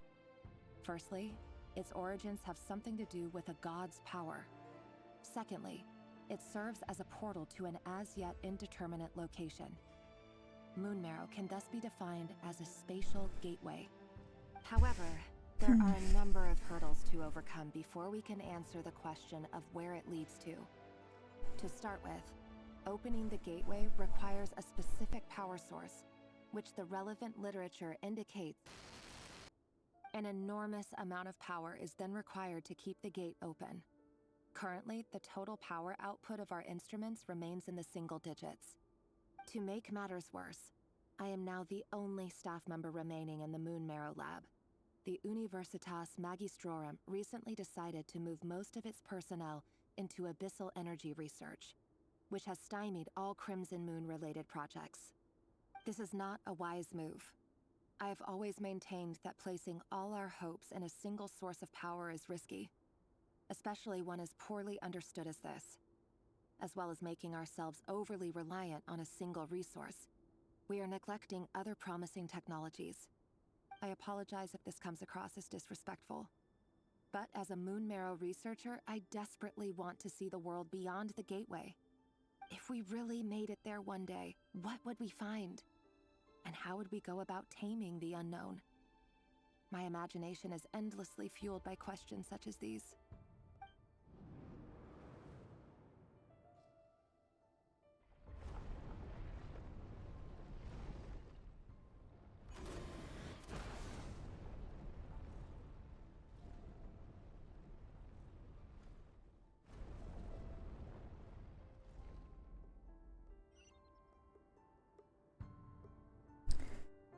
Oh, jeez.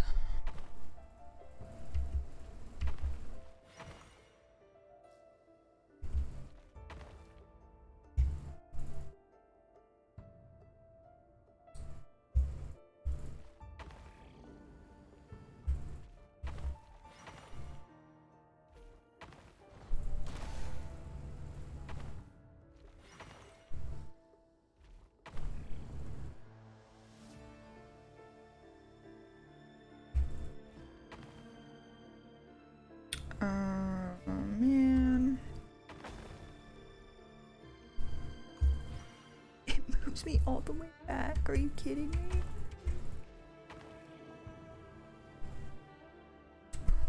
The neutral special.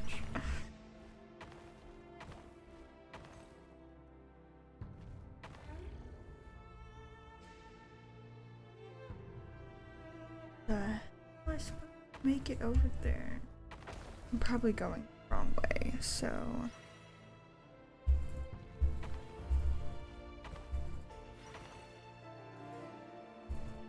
Oh, yeah, no, I just completely messed that one up. Okay, that's fun. Oh, wait. Never mind.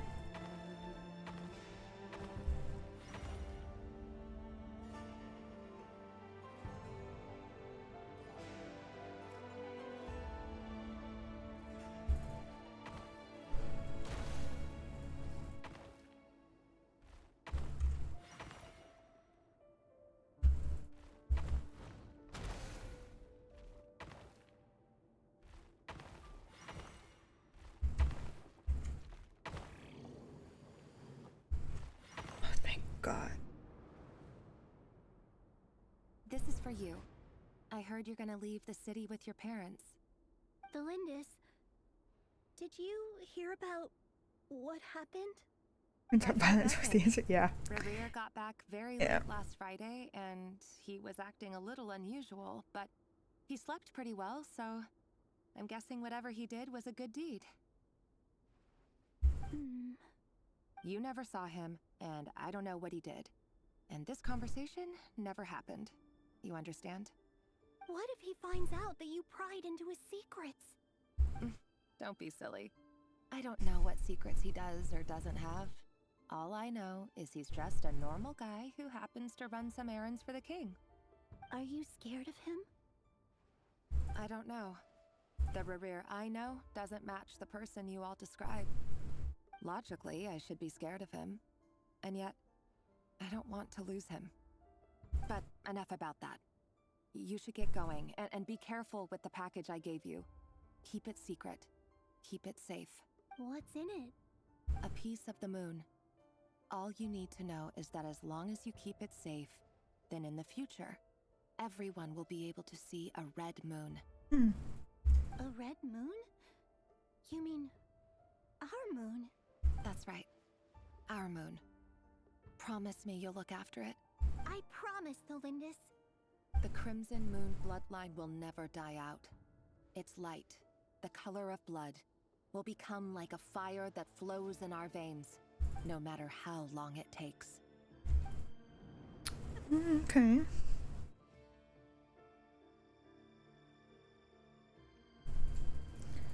Oh.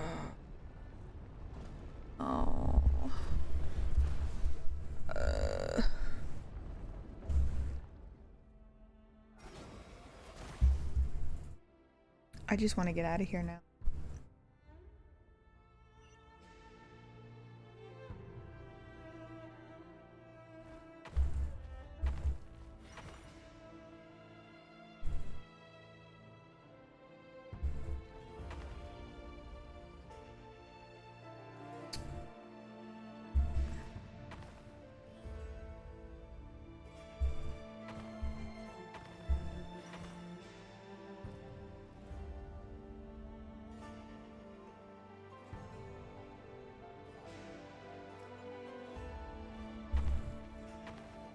I messed up.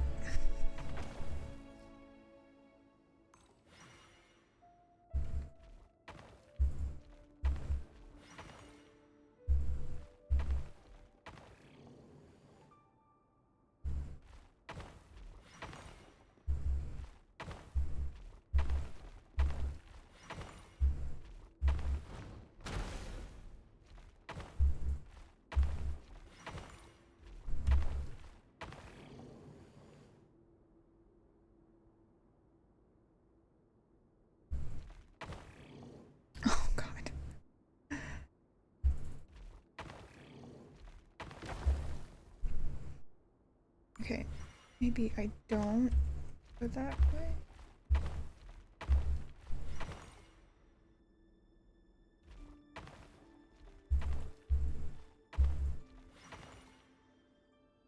Hurry, everyone, and stick to the plan. Sir Dainsleif, what are you? Is this treason? You know what happens to those who betray the throne. Please, don't do this! It is the king himself who has betrayed the throne. He has betrayed all of Conria. If you have any love left for justice in your heart, you should join me. It's showtime. Dane and his group will handle the troops in the palace. Then Hraptatir and Rheindotter will disarm the security measures. My job is to enter the prison and rescue Vedifalnir. Stay safe. Wish me luck. Look after my brother. Draw your blade. It is time for justice to prevail.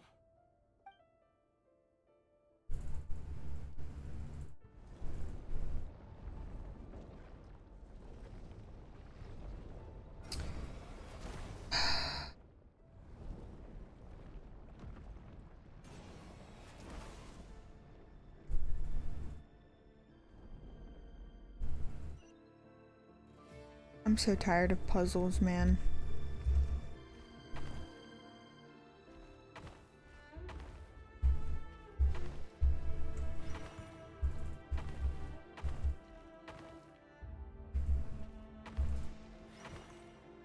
Is that you want 10 more sales? Pretty much that's what it's doing to me. It's like...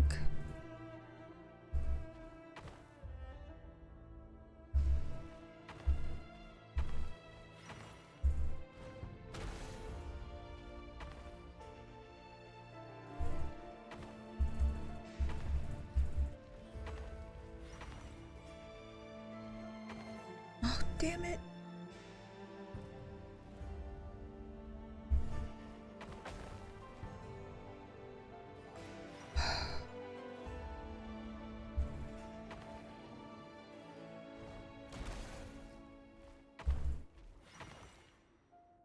No, I still messed that up. Bitch.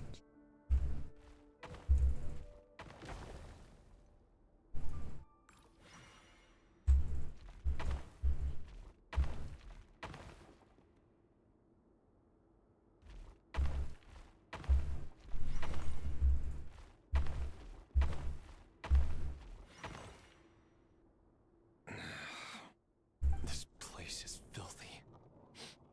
And the smell is abominable. Clearly, the king doesn't allow his prisoners a single shred of dignity.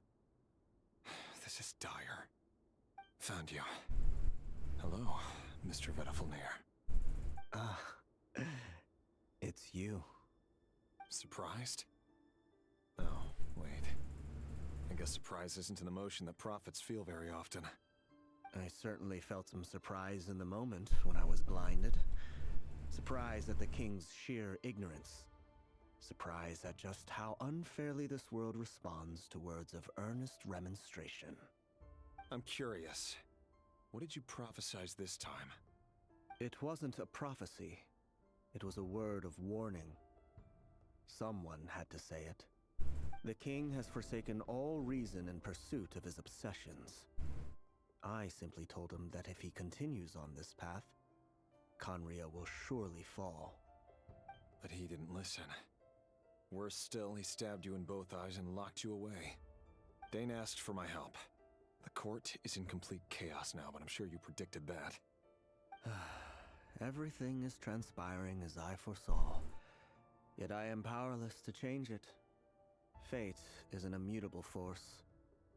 I can but lament as the inevitable unfolds. I do wonder whether giving a man the power to see the future does nothing more for him than slowly crush his spirit.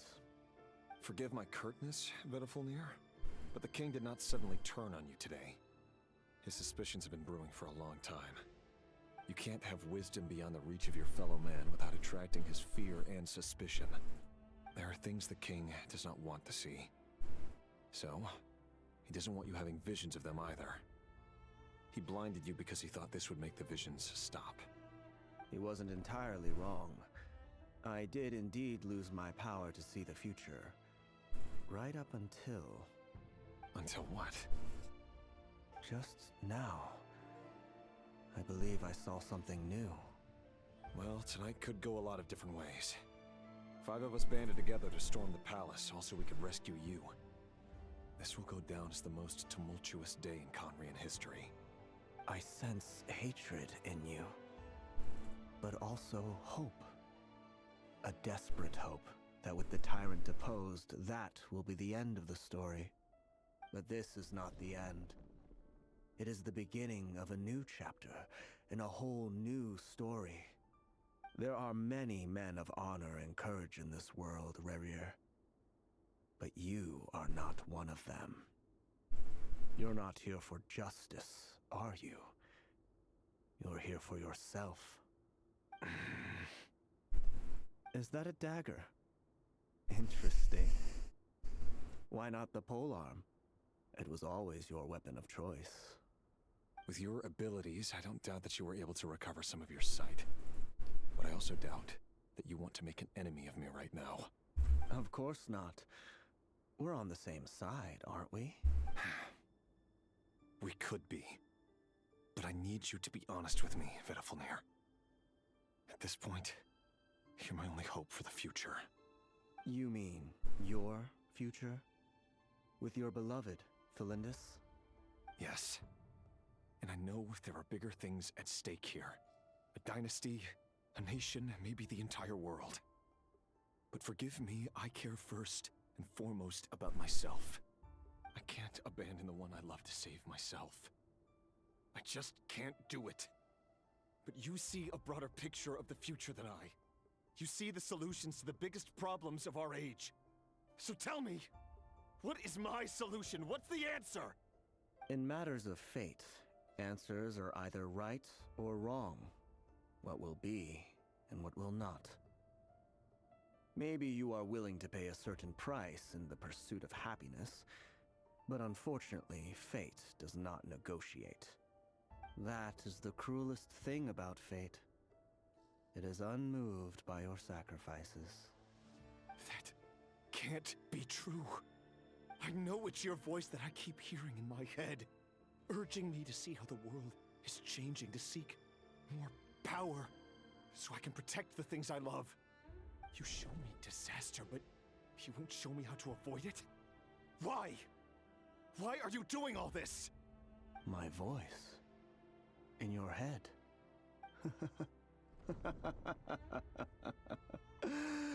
So, you hear it too.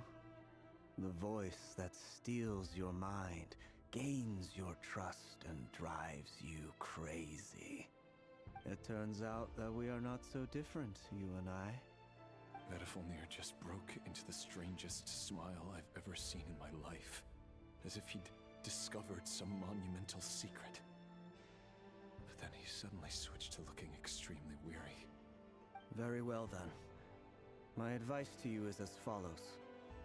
You must persevere. Whatever trials and tribulations you may face, be steadfast in the belief that they are your path to the future. For as long as you live, your story with Felindis shall not come to an end. That is the only chance you have of fighting back against fate. It is up to you whether you believe my words. Regardless, that is all I will say on the matter. I have no right to intervene any further. I will hold you to your word. Thank you for setting me free. In return, I will tell you one more thing that you cannot afford to ignore. Just then, a strange wave of energy rippled through the city.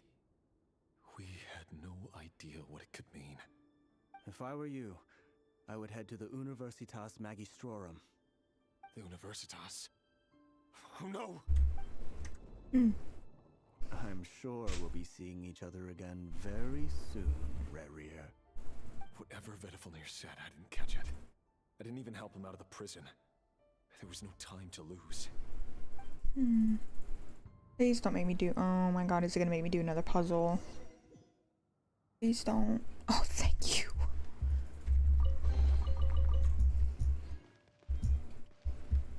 Thank god, I did not want to have to do another puzzle.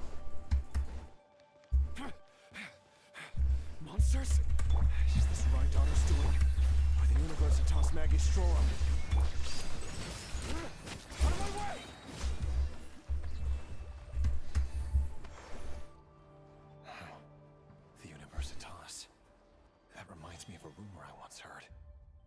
Allegedly, the king installed secret mechanisms in the palace and around the city. No one knows where they are or what kind of power they hold. But if they were ever gonna activate, it would probably be on a night like tonight. Help! Help! Hold on! Don't let them anywhere near you! Save me! I can't! Ah! That sounded like an explosion. So, the rumor is true? The king really went through with it. What other means does the king have at his disposal? They must run on power from the Abyss. And given it's a major center of Abyss research, anyone over at the Universitas will be in grave danger. I have to hurry!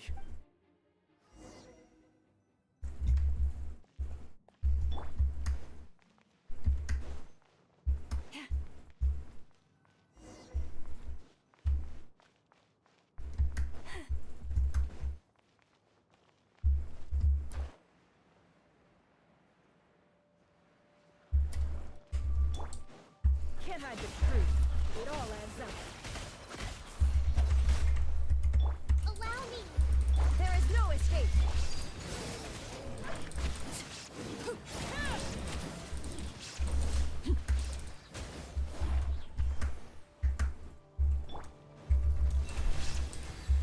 Forest, protect us. I'm not used to hitting the 5. It all falls into place. Farcical. Seek within. Hold the line! Billowing surge!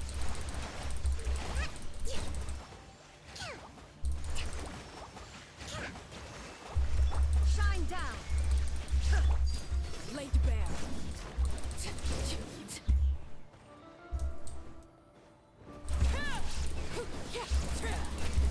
Witness my rise.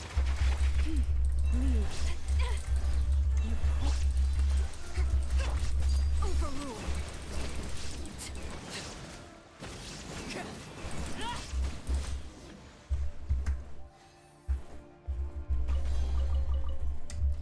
Oh god, I'm stuck on the chest.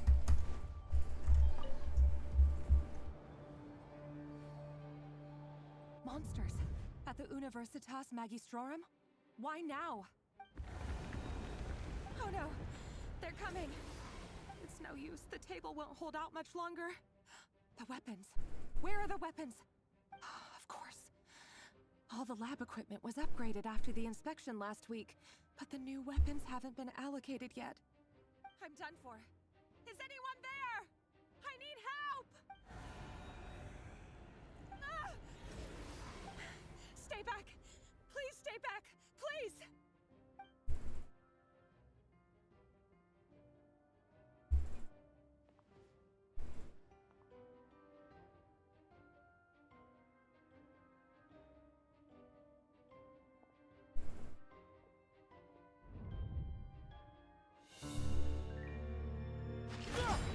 This is cutscene time. What's that? Reverie. So the rumors about your work are true. What? No! Listen, something happened at the palace tonight. We have to leave! You don't need to lie to me anymore. What do you mean? I know why you're worried, and I will respect the decision you've made. But it's okay, because I found a solution. I know how to end all this. You can have it back. The normal life you so desire. But until then, I'm afraid our wedding will have to wait. Cylindus? No, don't do it! Cylindus! Cylindus!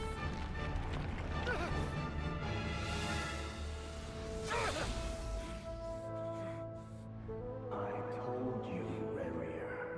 Let her go. You will find someone better.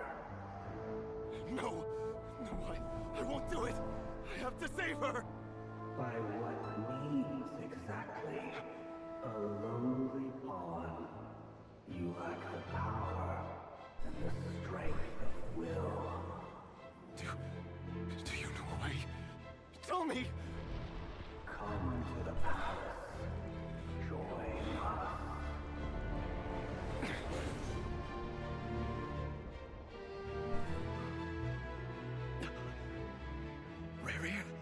Thank goodness we...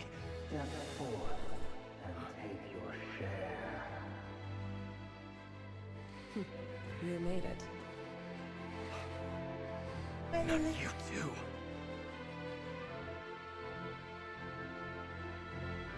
Hatred or grief, despair, desire. We all have our own.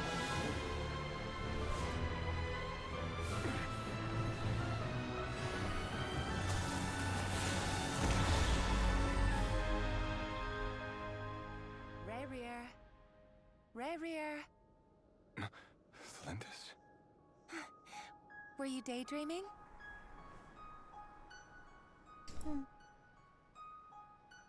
You still remember, Rayrear? That question you asked me a couple of weeks ago? Oh. You mean the proposal? Yeah. I'm wondering, where do you think would be a good place to discuss it? Maybe in the garden? Or were you thinking a fancy restaurant? It's your choice.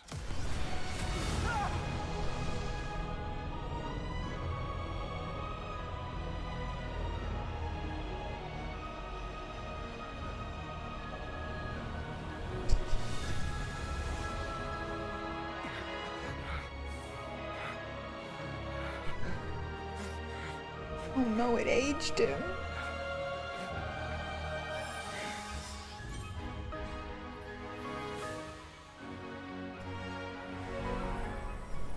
So fucked up.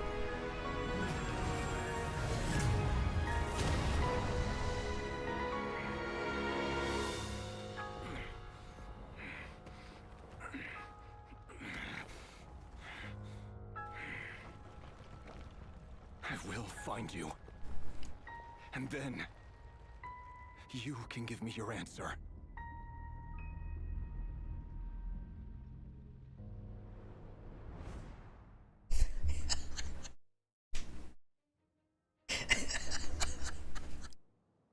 That's crazy. So that's how the Raker of Solnari was born. But yes, hello Lilies, how are you? A monster created by circumstance is a monster all the same. Viewing other people's thoughts for too long can get uncomfortable. Right now, I'm feeling a strong sense of loathing. I'm doing good. In a nutshell, the story of Conria is what happens when the truth falls by the wayside. Everyone tells little white lies, and before long, you have a huge pack of lies that destroys everything. Phew. Time to get back. Finally. This past is filled with sorrow, but the tale of any fallen civilization is one of endless tragedy. Cruel as it may be, that was Conria's fate. Alright, we're out of here.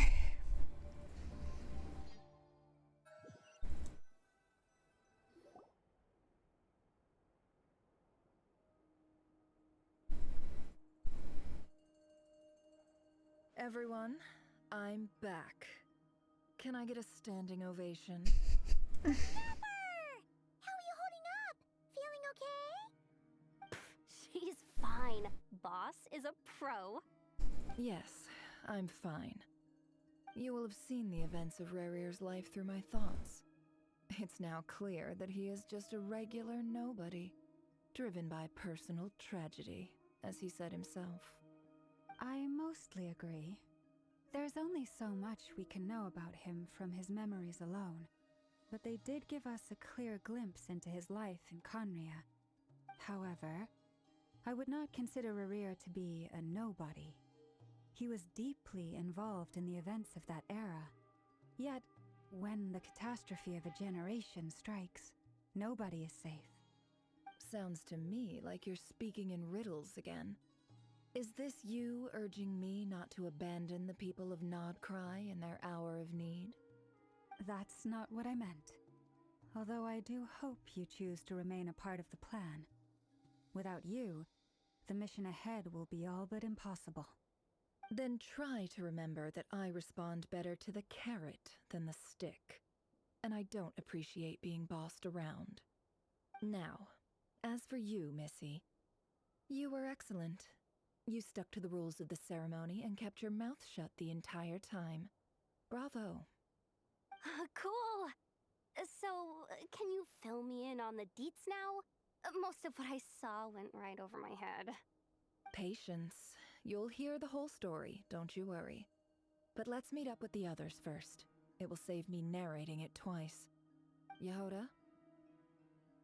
Yes, boss! Let me get that door for ya. That's more like it. For a moment there, I was worried you'd forgotten about the first clause of your employment contract. Forgive my curiosity, but what does the first clause say?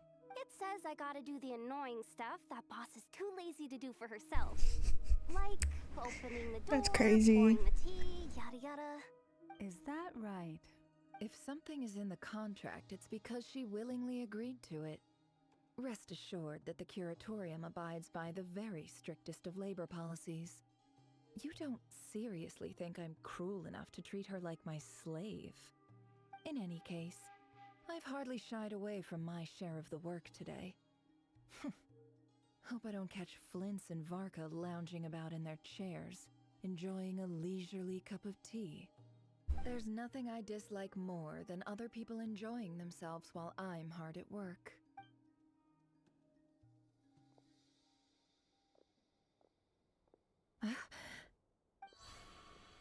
Oh no.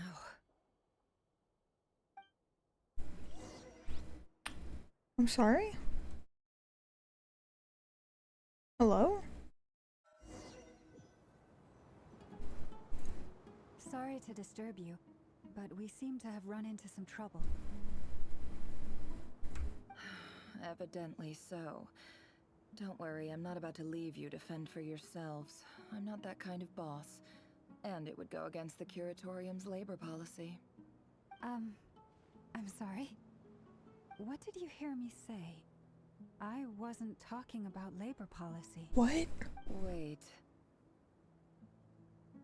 How long have I been standing here? Not long. You just appeared by the door a moment ago. What is... Boss, what's wrong? You look like you've seen a ghost. We've been tricked. We never left at all. Somehow I hallucinated that whole scene back inside the office. Hallucinated?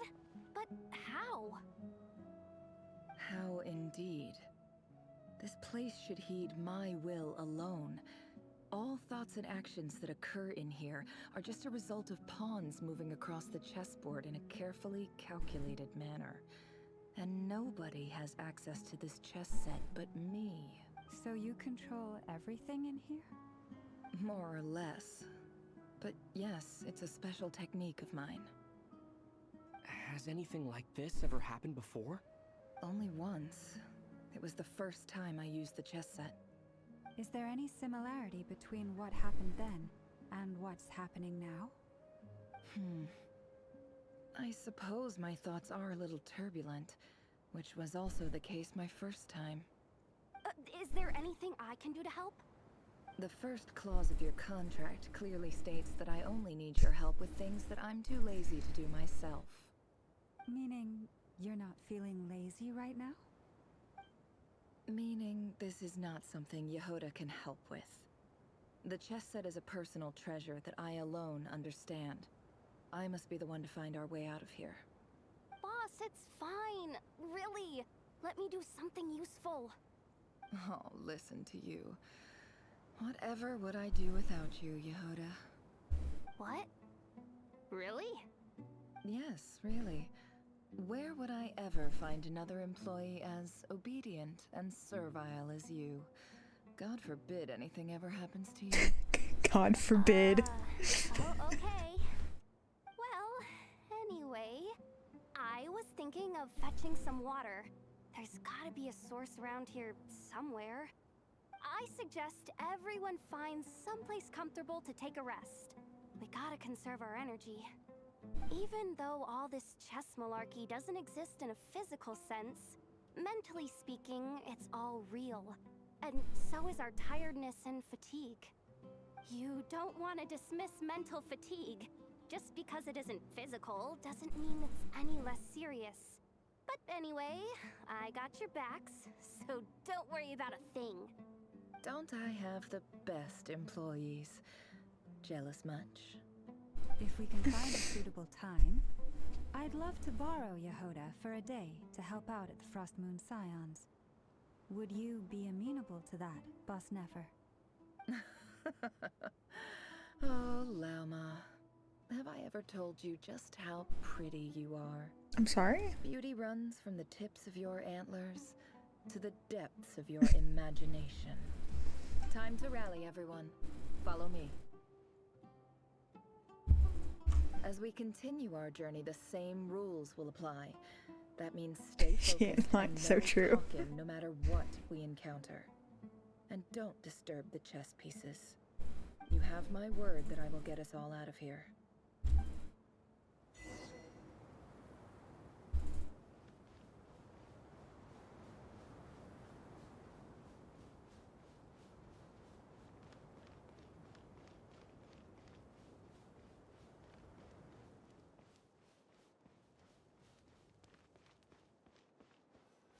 This place looks familiar. That's not a good sign. There's someone up. Oh, I didn't let her finish talking. My bad. I wasn't expecting visitors at this hour. Wait, is that? Oh, it's him. There you are. Sinue's been looking for you all day.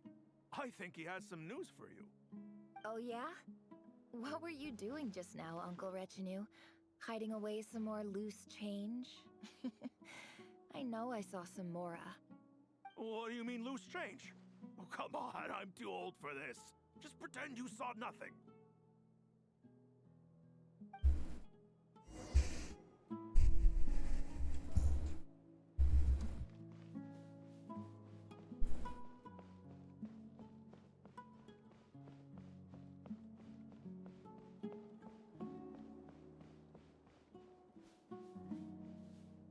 Hey, kid. Mind telling me what Sinuhe's been up to recently? I'm trying to get in his good books and I need a way in. Get in his good books? Why? What do you want with my dad, Uncle Apepi? I've written a new song. I was hoping to showcase it at the next festival, but I'll need his approval. A new song, huh? I'd love to stay and listen, but unfortunately, Uncle Retinue says my dad's looking for me. Well, there's plenty of time and I'm not going anywhere. See that pile of stones? I'll be sitting there warming up my vocal cords. Come find me when you're done. Pile of stones. Got it.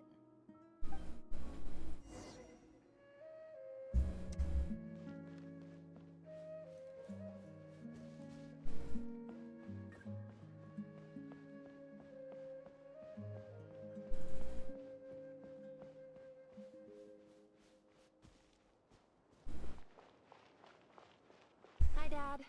Uncle Retinue said you were looking for me. Ah, there's my little princess. If you'd gotten back just a little sooner, you could have shared the spoils of war with me. Spoils of war? Who were you fighting against, Dad? It was just a figure of speech. The aftermath of a sandstorm is no time to be waging war. I was talking about our war against thirst. I went out to fix our water supply problem, and now I'm back. Which means... We have a well again! That's right. I found a new one and brought back as much water as I could carry. It should last us for a good while. If it wasn't for these blasted sandstorms, our wells wouldn't be caving in. You wouldn't be spending all your time out searching for new water sources. As the chief of our tribe, I'm supposed to be leading us out of hardship and poverty, onto better things. You know how prosperous our ancestors were. I've told you all the stories. And look at us now. Squeezed into these hovels. No one would choose this, if it wasn't for the endless wars over the years. But things are looking up. I started working with some folks from the academia a few months back. They gave me some contacts in return for my assistance in the desert. So you're the Academia's helper now? Special ambassador, they call it. Think of it as a partnership. It's nothing bad, okay? We've been isolated here in the desert for too long. Seeking opportunities elsewhere is the best thing for us, and the fastest way to progress. So, do you get anything good out of being a special ambassador? Of course. My luck's improving all the time. One day, I swear I'm gonna lead us out of this place. We'll find somewhere new. Somewhere better.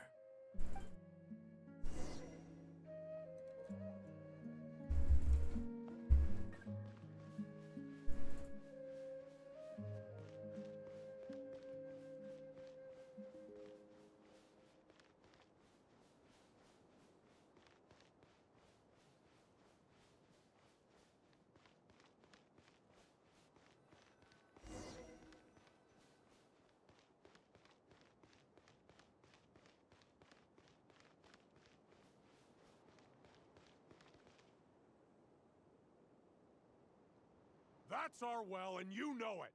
You stole from us. Well, you've gone from chief to thief, and now you have to face the consequences. Did you really think you could take our water without permission and get away with it? You're either brave, stupid, or both. And that Special Ambassador Act? Yeah, nice try. We spoke to the Academia. They said it was all news to them. You're a liar and a cheat!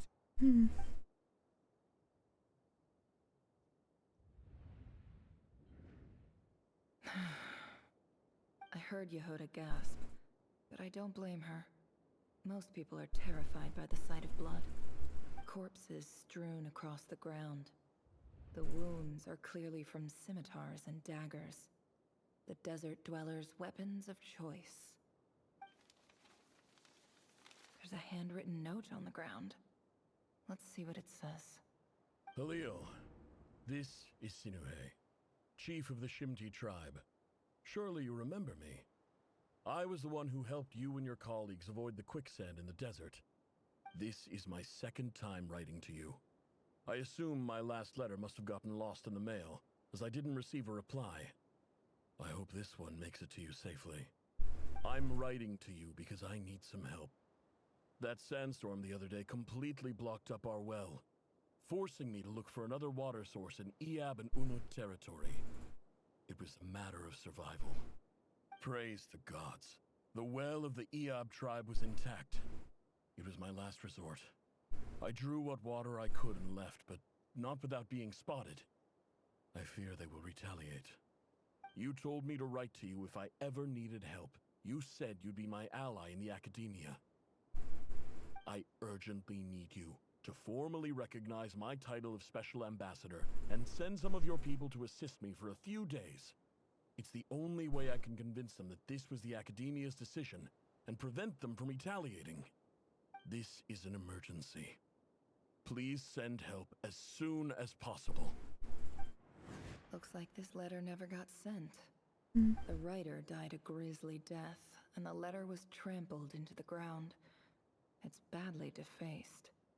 Some parts are barely legible. What a ridiculous lie the surviving Shimti tell. Their whole village was butchered over a sip of water.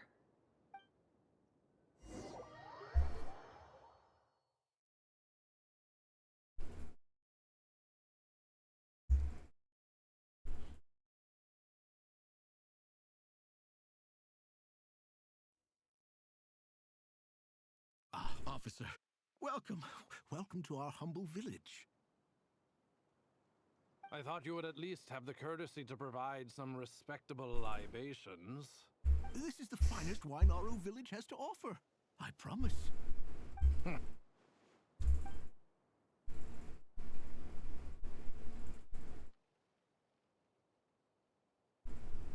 The Academia has agreed to reserve a single space for a candidate from your village. But I remain skeptical of this entire endeavor. I highly doubt anyone in this desert possesses serious academic potential. Please, have faith. If not in us, then in our god. The child we found shows great promise. I beg you, take her away from this place. Give her a chance. Don't let her talent go to waste. I don't recognize her. New arrival? She showed up here a few days ago and we took her in. She's a really bright kid. Please help. I'm begging you. So, where are you from? Nowhere special. Just a sand dune. What about the rest of your family? How many of you are there? Just the one. It's only you? Correct. So, no brothers, no sisters, no mother or father? Any who have slept on a bed of sand, I call my brothers and my sisters. Apart from that, I have no family. All right. Get over here. Sign your name on the form.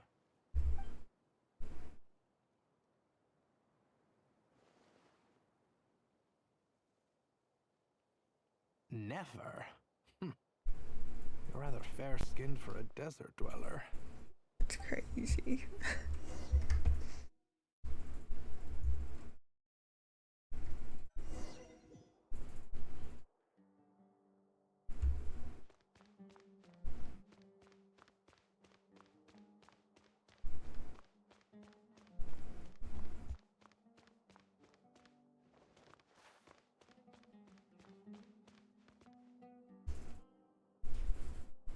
Nefer, this term's assignments have been issued already. Please read through the materials thoroughly, conduct your own additional research, and then write an essay on the topic. Yes, Professor, I'm aware. I just had a couple more questions I wanted to get your perspective on. Oh? Please ask away. Well, I saw the other students' problem sheets, and I couldn't help but notice that my assignment is much easier than theirs. Do you really think I'm a weak student? A weak student? Goodness, no. Quite the opposite. You have a sharp mind. Almost too sharp. I think what you're saying is, a weak student wouldn't have noticed the discrepancy. And if they did, they certainly wouldn't complain about the lighter workload. You see, sharp as they come. You see things the way they are. And I'm sure you know why they're like that. Because of where I come from. Because I'm different. I'm sorry, Nefer. I don't like it any more than you do. It's just... Anyway, you said you had a couple of questions. What's the other one? I wanted to check... If someone sent me a letter to the academia, where do I go to collect it? Ah, your family wrote to you. Well, as long as they put your name on the envelope, someone should hand it right to you. Not exactly. It's not even a recent letter. I was just curious where the mail would end up if no one collects it. The House of Dana, I expect. I know there's a box for unclaimed mail somewhere in there, probably sitting on a shelf. Whatever you're looking for, that'd be the place to start. Okay, got it. Thank you, Professor. Oh, don't mention it. Honestly, I feel like I failed you. I'm supposed to be your teacher, but I haven't taught you anything. Hey, don't say that. You're a great teacher, and you do your best for all your students. But the rules are the rules. You're not allowed to teach students like me. It's not just the academia either. The whole world bends over backwards for the successful, and leaves the losers to suffer and die. Oh, my dear child. She ain't wrong. Don't tell me you've given up on life already. I haven't. I just think that if you want to make it in this world, you have to find a way to become successful.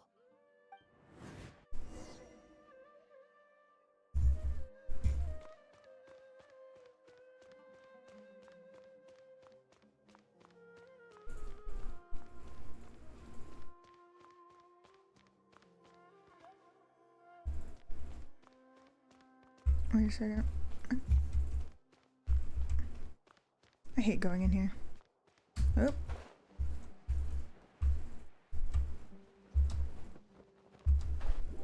Oh. I guess I was supposed to jump down.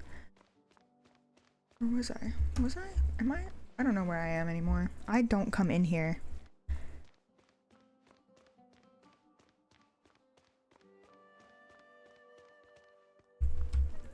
Why does it say lower? Okay, over here then? Good God. Am I going the... I feel like I'm going the wrong... No? Yes? Oh, I'm getting closer. Okay. This must be it. A big cardboard box full of unclaimed mail. And probably some letters that ended up here by mistake, too. Let's take a look.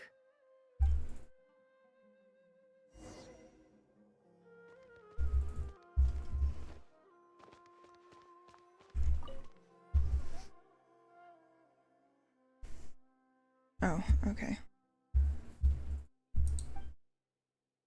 A dilapidation survey from Port Ormos. Looks like it's from a Core of 30 representative. What a strange thought. A bunch of mercs losing sleep over rundown buildings. This one was never even opened. I guess the recipient didn't care what the Core of 30 had to say about anything. Who was it addressed to? I don't recognize the name, but it must have been a Kasharawar professor. This one is addressed to the Immorta Sage. The title is Changes Observed in Satyavada Life Symptoms. Why do all these letters read like full-blown dissertations? Guided by the incense, we became lost somewhere in the forest. All the barriers between levels of consciousness disappeared as our minds soared around in circles, looking for a branch to seek refuge on. In clinical terms, these symptoms fit the description of incense poisoning. The Immorta Darshan strictly prohibits the use of hallucinogenic substances, but I believe there are still people getting away with it. For example, my neighbor who always breaks out into song and dance after using incense. This seems like something the academia would want to know about. Why wasn't it collected? Wait, what's this written on the back? It's so small. The note says, "The sender authored this letter while under the influence of mushrooms. I would send it back, but no return address was provided. Stamped by the Grand Conservator of the House of Dana." That's crazy.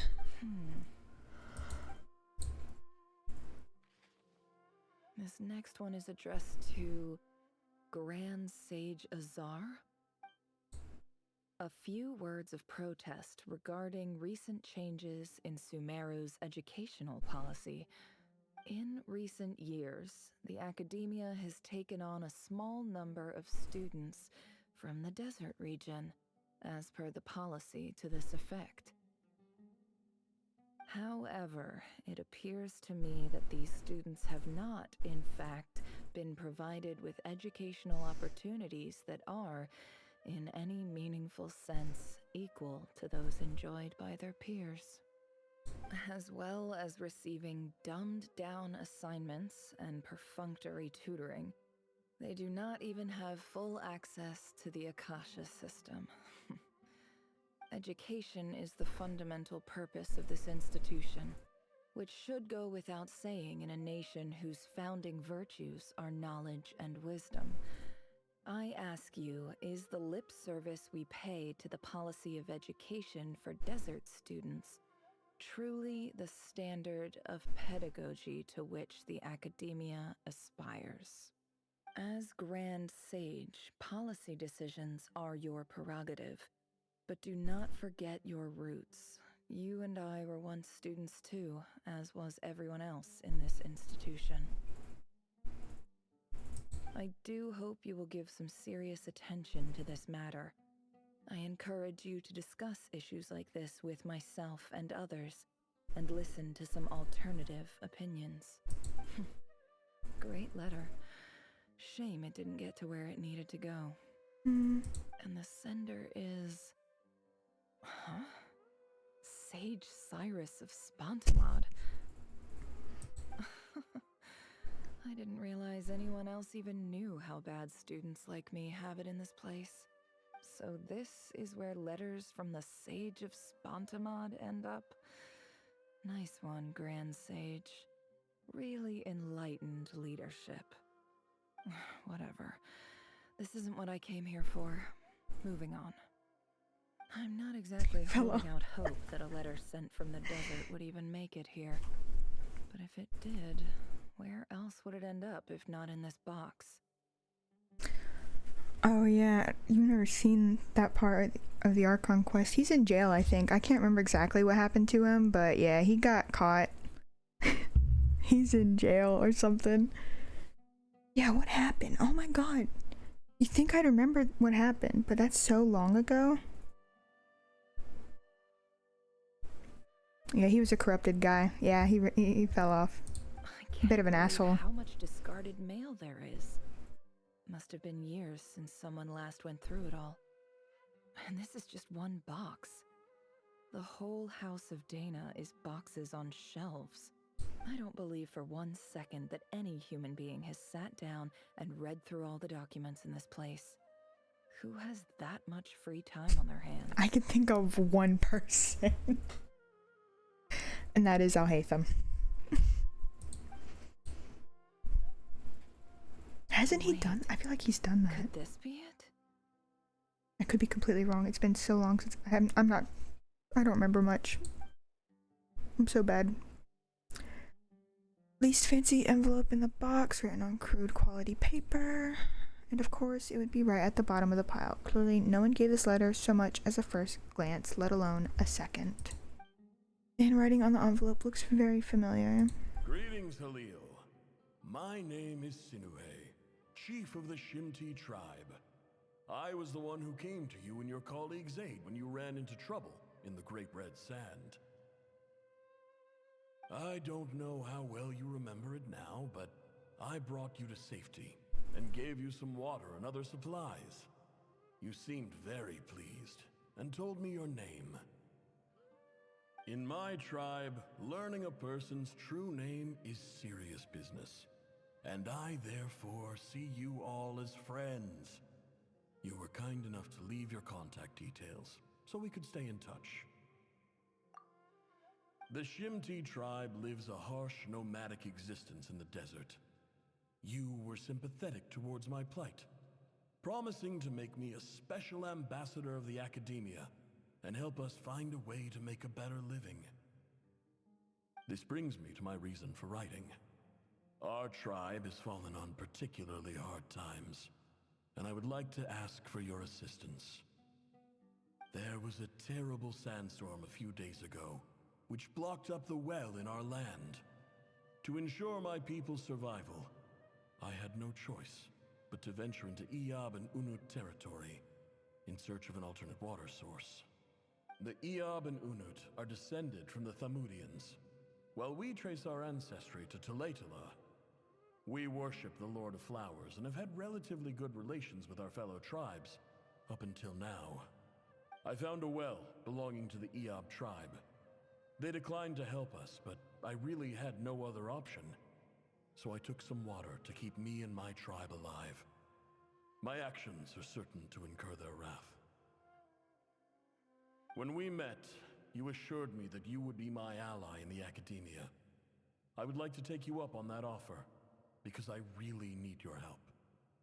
I wonder if you could send an academia representative to meet with me. That aside, the last time you were here, you mentioned that the academia had started accepting students from the desert, and I told you a little about my daughter, Nefer. We have next to no resources here in the desert, and my power and influence are limited. Would you consider enrolling my daughter at the academia? She is a smart girl. I know she won't disappoint you. From the outset, the academia never took you seriously. Those things they promised were just empty words. I doubt they even remember the name Sinue. And you were so emphatic that your luck had finally changed for the better. You swore you'd lead us to a better place one day. You spoke with such conviction, like you were the most powerful chief in the whole desert. You liar. You lied about everything. You promised the world and delivered on none of it. And who fell for it? Just me, by the looks of it. Despite your best efforts.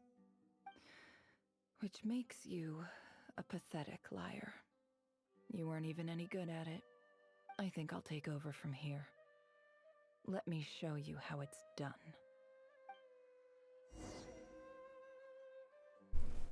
Oh, damn. Okay.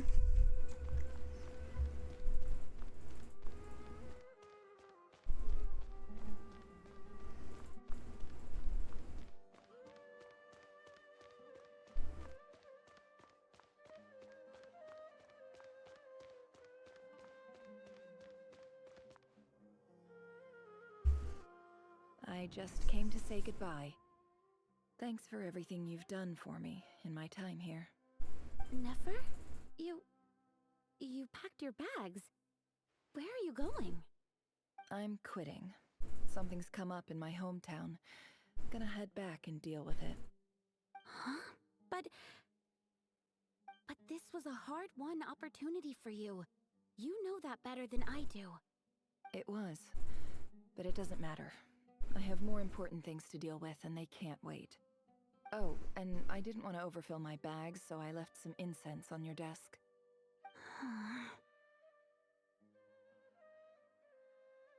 What's wrong? I thought you liked incense. Although, I did read somewhere in the House of Dana that it has hallucinogenic effects. Don't use it all at once, alright? Isn't this the stuff you brought from your hometown? You're just letting me have it? But you said it's a rare and valuable commodity. Yeah, about that. I lied. It's not rare at all. There's this bunch of ruins near my hometown that are practically overgrown with this plant. It's not worth much. Keep it, it's fine. But Nefer... Alright, that's all from me. You take care.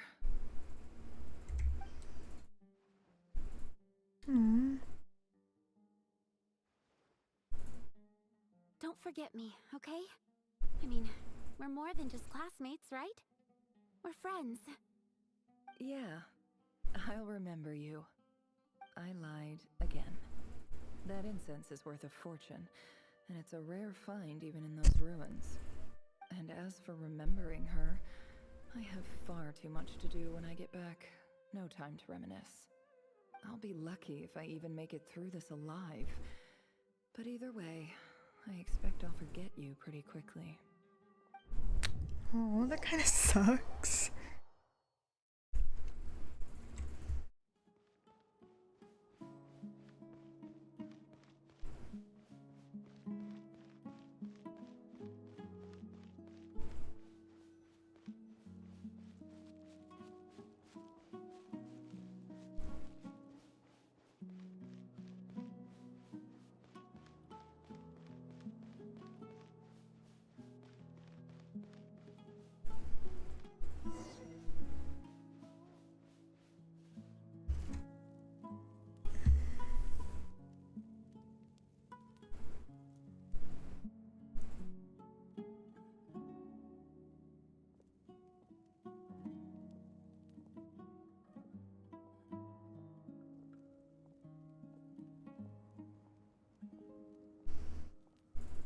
It's a pleasure to meet you, Mr. Arif. So, what does the Academia want? Since they've sent their special ambassador, I assume there's a big business deal to be made. If not, I'd be very disappointed. Oh, okay. Please, sir, lower your blade. You're lucky I'm the one they sent. Not all special ambassadors share my admiration for the Eab people. The ever-shifting balance of power in the desert reduced the once great civilizations of this region to rubble and sand. But the story of the Eab has a very different trajectory. Others grew weak, but you grew strong, beginning in obscurity and moving to prosperity. You're the only ones who defied the trend. So, you do know who you're dealing with? This well is the perfect symbol of your strength, is it not? It used to belong to the Unut, but it looks like you have control over it now. You're not wrong. But I'm sure you didn't come all this way just to flatter us. Are we about to fight? I came to bring you some very good news. Some information that recently came to light, which might just be your ticket to freedom. Records uncovered by the Vahumana Darshan show that a certain well currently under Eab control is built on top of some ancient ruins. These ruins are of great archaeological interest to the Academia. I checked the map carefully on my way over here, and I'm confident that this is the well in question. The Academia is offering 50 million mora in return for excavation rights. 50 million? No, wait. If these ruins are as important as you say, 50 million's a little low, don't you think? Don't get greedy, Eab. We know far more than you think. We know that you seized this well by force. Wasn't that the first step in your rise to power? To drive away the Unut and steal their water supply? So what if it was?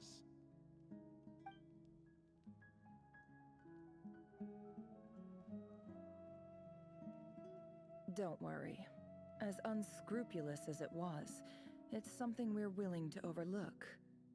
The Academia is only interested in dealing with the de facto power holders in the region. I hope I am making myself clear. And I hope your words are the truth. If I find out the Academia is trying to play me, I'll hunt down every one of your people and make you watch as I cut their heads off one by one. I assure you, Chief, that would not be in your long-term interests. You don't want to make an enemy of the Academia. You see how I'm dressed, don't you? I appreciate that you've never been to the rainforest, but surely even you recognize an ambassador's attire when you see it. And what does a barbarian like you have to lose anyway? You really think the Sumeru Academia would bother to come all this way just to lie to you? We have more important things to worry about. All right, I take your point. The Academia is the highest authority in the land. I'm sure you're trustworthy people. In that case, we have a deal. We will sell you the excavation rights. I'd like to thank you, Ambassador. This is good news indeed. Excellent news. In fact, it calls for a celebration. Would you do us the honor of staying a while and enjoying some Eab hospitality? Gladly. I am partial to wine myself, and I trust you are as well. So let's indulge in a few drinks together, in celebration of this momentous occasion. Elated, the Ab drink the night away. I didn't get to finish reading that. Lovely. But when the new day dawns, it brings some shocking news. Chief! Chief, it's an emergency! It's the Unut. They've taken the well. What? Well, don't just stand there. Take it back. Yes, Chief. I have every confidence in the Eab's military superiority, and yet... Well, what is it? The Unut's response was alarmingly fast. The day after we reach a deal, they seize the well. This can't be a coincidence. Perhaps there is a traitor in your midst. I don't think so. I am obliged to remind you, Chief, that the Academia will only deal with the de facto power holders. If you cannot regain control over the well, I'm afraid you won't see a single mora of that 50 million. No! Please, Ambassador, just give me some time. I swear the Unut will not get away with this. That well is ours, and so is the Mora. Glad to hear it. I will wait here for an update. If there is a traitor, I will find them. In the meantime, make yourself at home. I'll report back as soon as I have an update. Much obliged. Wow. All it took was a few words and I've got him wrapped around my finger. What an amazing feeling. So, in summary, Ambassador, the Academia would rather negotiate with our tribe instead of the Eab, yes? The Eab are ruthless murderers who don't listen to reason. And now they have the gall to interfere in our research projects in the desert region. So let me ask you, Chief. If you were the Academia, what would you do? Kill them all, of course. Precisely. The Academia does not tolerate those who stand in our way. The Eab have held back our academic pursuits for too long, and our patience is wearing thin. At the same time, there is simply no way that the Academia can be seen to be intervening in desert affairs. I'm sure you understand where I'm coming from. We have our own rules out here. If the rainforest dwellers raised arms against a desert tribe, it'd start a bloody war. Right. We can't confront them ourselves, but we can support their enemies. The Unut have always had strained relations with the Eab, which makes you our natural allies. Natural allies. Weren't the Eab your allies once? You were quick to send them after us to protect your interests back when we stole that water. And now look at you. You're at each other's throats. Let me be clear. The Academia wishes to collaborate with the legally recognized rulers of the desert in this matter. We are asking for excavation rights to that well, and our offer is 50 million mora. Say no more. I believe we have an understanding. Good. Then I suggest you get to work. Get us access to that well, and the mora's yours. You see, Dad? Lying is easy when you know how. People will believe anything.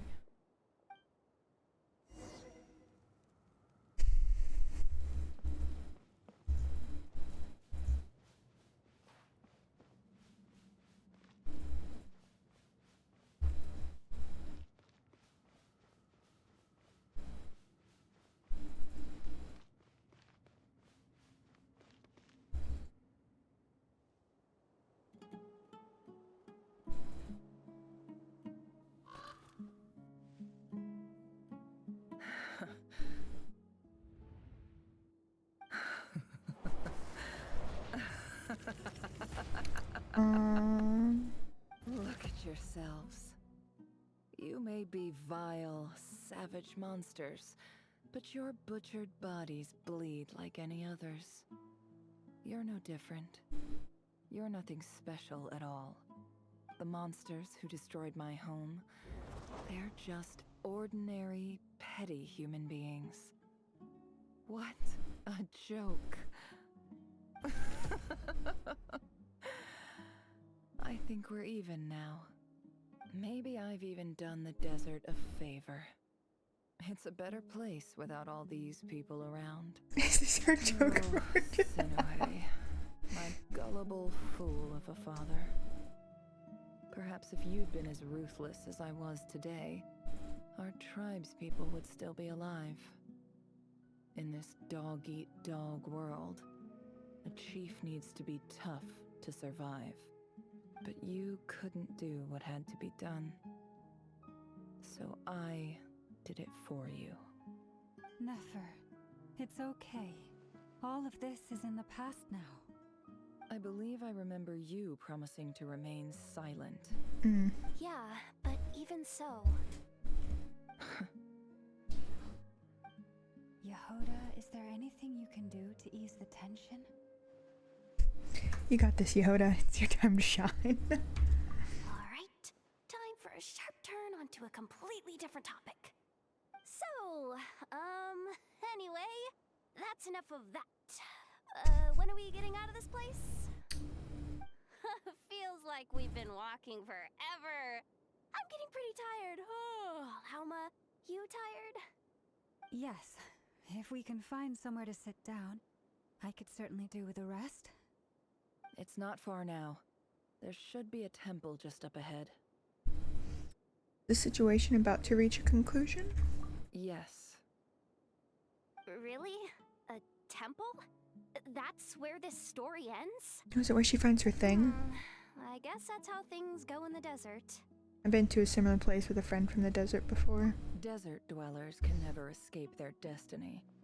Or so everyone says.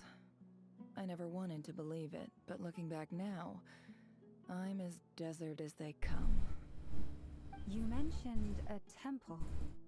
What's waiting for us there? My biggest trade secret of all. Ah. Then I'm guessing it's where you got your power from. The power to peer into other people's minds. I didn't know you were clued up on any other religions.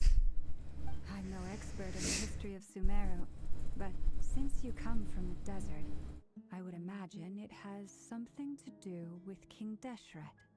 And the 7 pillars who served him, they're major figures in the desert belief system too. Sounds impressive.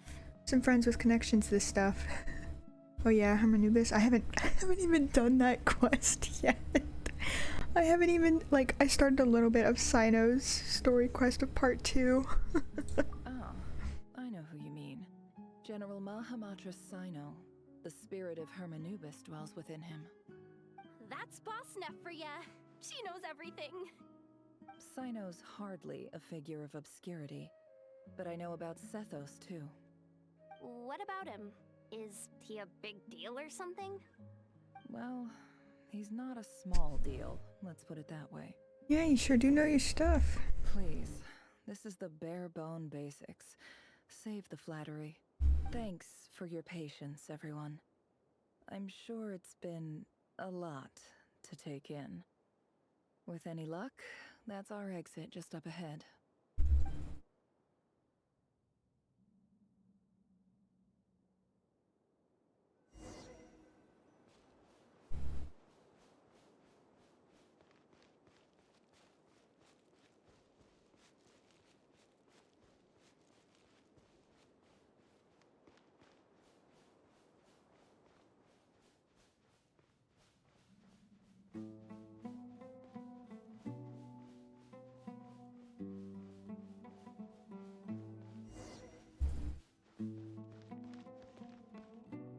Yeah, don't say I can't see, and I do not want to run off the cliff and just die, because I'm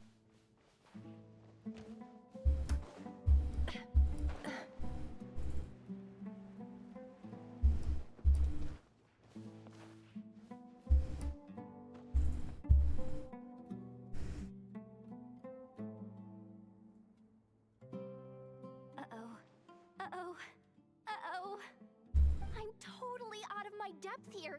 I don't have anything to add about any of this stuff. Like, look at that statue, for instance. I want to do the whole name-dropping, this girl knows her stuff thing too, but I've never seen anything like it before.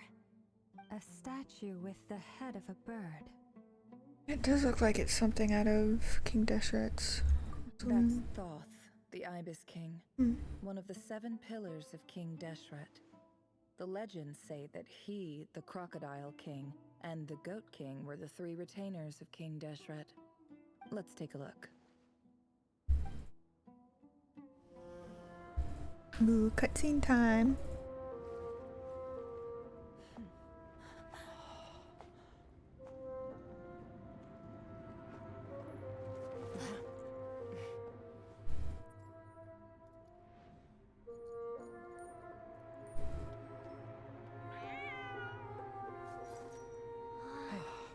It's just Ashru. So, all is well?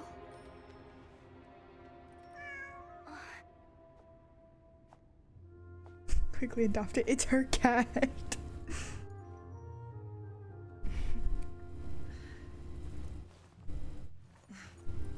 Typically speaking, at this point, the world disintegrates.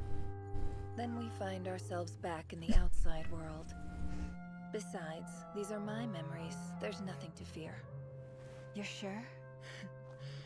Of course. It's almost over. Oh god.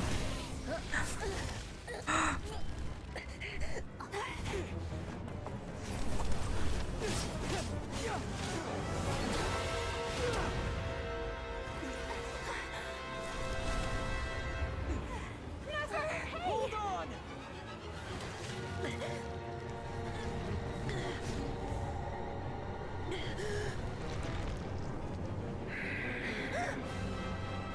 Knowing too much is always a death sentence.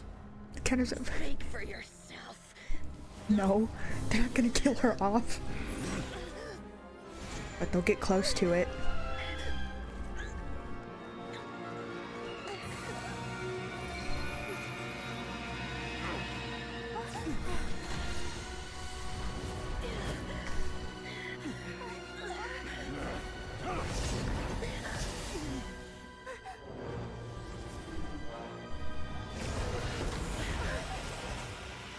Is it Dainsleif? How repulsive. Yeah.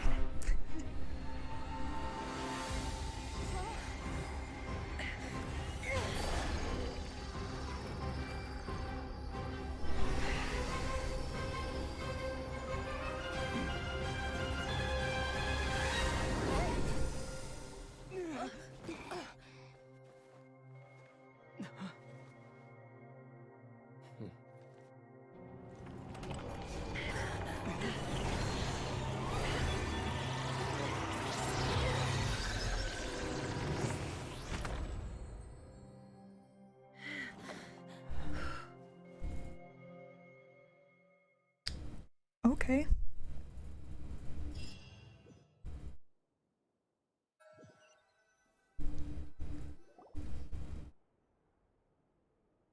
Timed that pretty well, didn't I? Yeah, you sure did. It's okay. I'm just glad no one was hurt. Paimon noticed you doing something too, Dainsleif. Were you helping get them out? Of course. When I asked Nefer to conduct this investigation, I was not naive to the dangers involved. I had a duty to ensure your safety. Good to know your sense of justice is still intact after all these years. I take that to mean that you saw the truth. That comes as a great relief. I certainly did. And thanks to your help, I also managed to trap Rerir inside the chess set. Whoa, really? How'd you manage that? Well, to be honest, I sensed that something was wrong long before we made it to the temple. By using this fragment to probe into Rerir's past, well, the monster formerly known as Rerir, it seems I alerted him. I was tracking him, then he caught on and started tracking me too. Can't say I'm surprised. But how did he track you through your thoughts alone? That shouldn't be possible. Rerir was a secret agent who reported directly to the Vinster King. He is an expert at finding a trail and hunting down his pursuers. No wonder. He infiltrated the chess set, read my thoughts, and built a new virtual chess set inside of it. That's why we weren't able to leave at first. Speaking of your chess set, it's quite a remarkable item. Would I be right in thinking you have some connection to King Deshret? You overestimate me.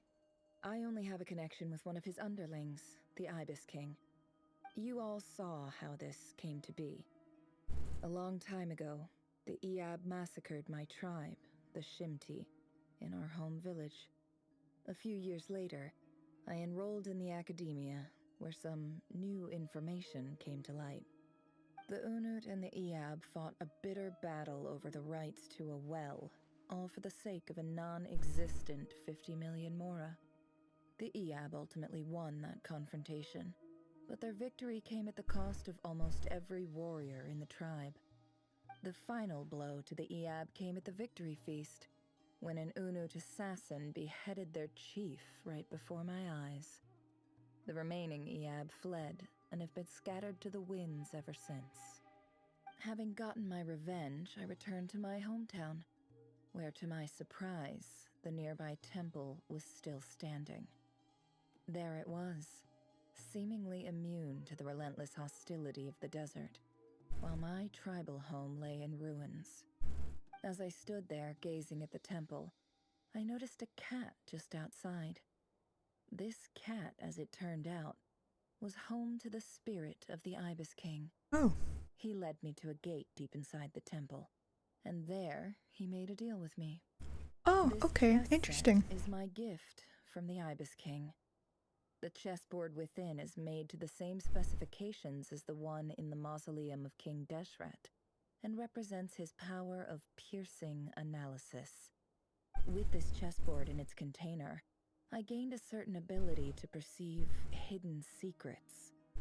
Now, you could conclude that the Ibis King simply wanted to give the people of this world the power to seek the truth, but I don't believe that's the full story. Every god plays favorites. Their hearts are as fickle as any human's, full of secrets, perversions, egotistical tendencies. But precious few gods are willing to admit this. It is the same with all powerful forces, including fate itself. Their gaze falls preferentially upon a select few. As you rightly point out, this is an act of favoritism. If you're alluding to the Abyss, then yes, I agree. Gather the others. It's time to share everything I've learned. For long, the group is gathered in the office. Those two...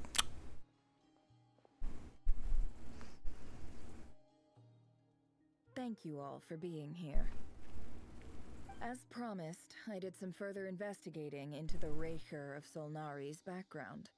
I am pleased to report that the investigation has been most fruitful indeed. The Raker of Solnari, real name Rerir, was once a Conrian subject who served the Vinster King. I will now share the important details of his story. Please save any questions or comments for the end. Nefer narrates Rerir's backstory to the group.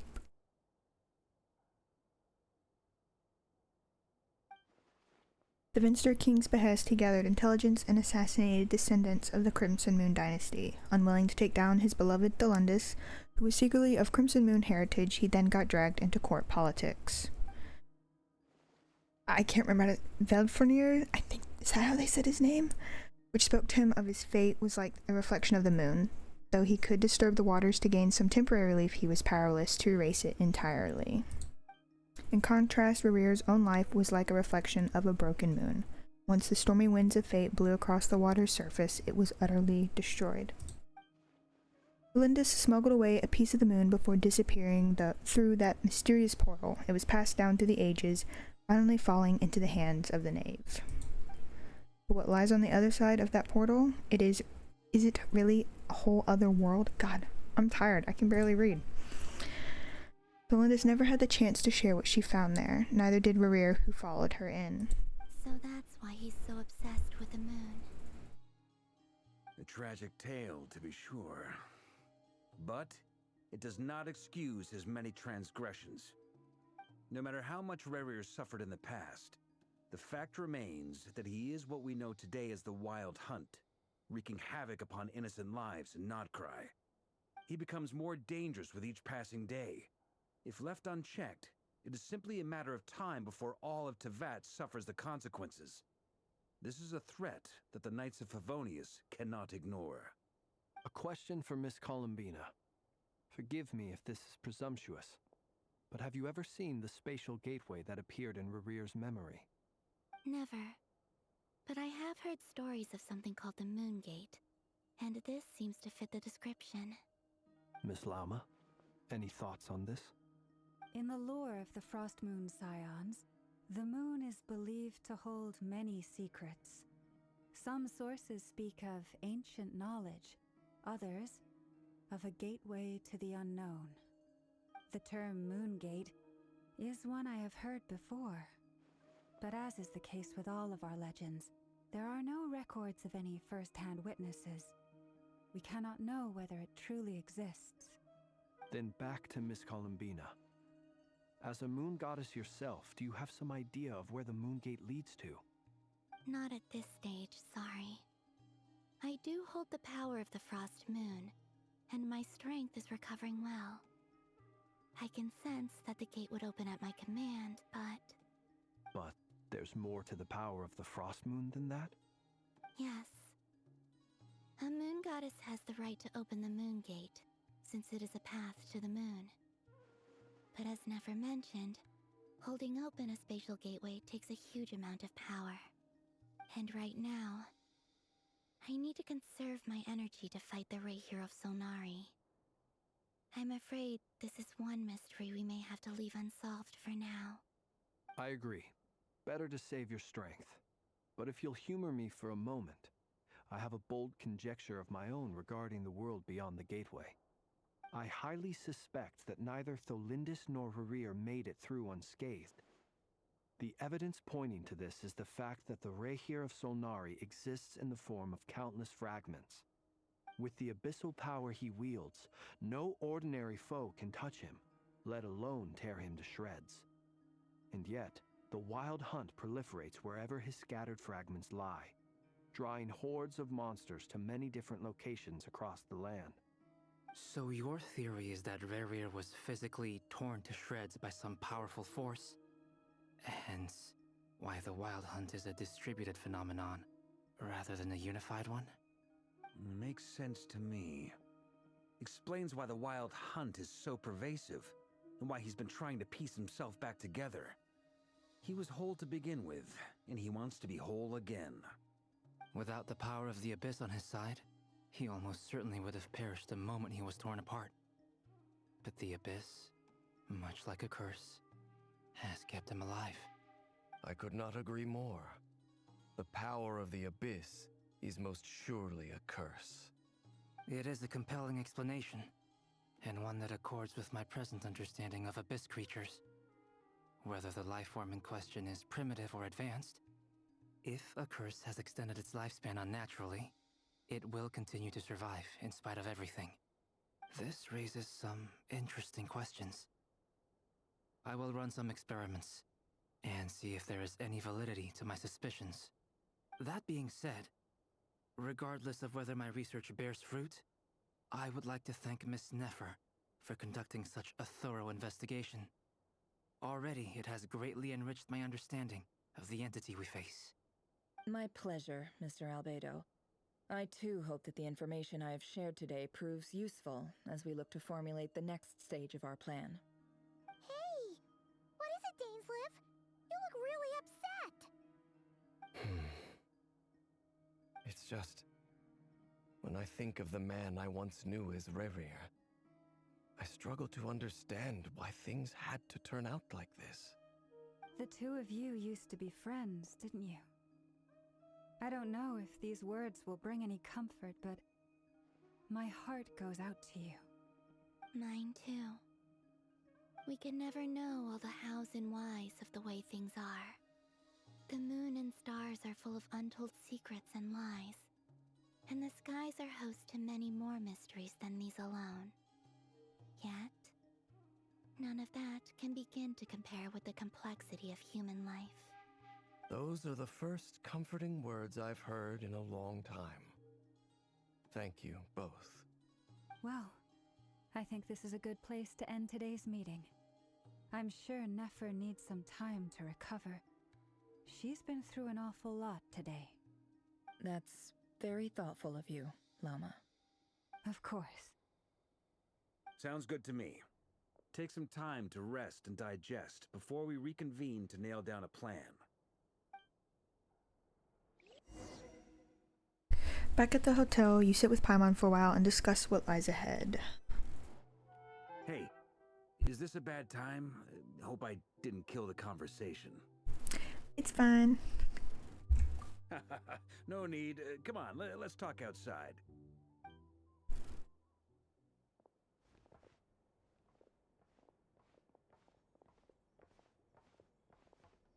Anyway, Nefer went back to the curatorium to get some rest. But before she left, she shared some things with me that I thought you should be aware of.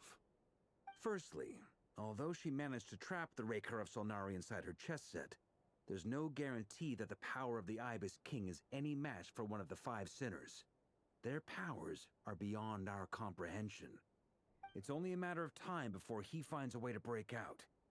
We have to come up with a plan and take care of him before that happens. Honestly, my mom figured that might be the case. So, how long have we got? Well, I asked her that same question. She talked for a long time, but for the most part, it seemed like she was trying to convince me how precious her chess set is, and what a long and storied history it has. It felt like some kind of sales pitch, you know? The kind where you end up handing over Mora against your will? Anyway, after all that, she finally answered the question.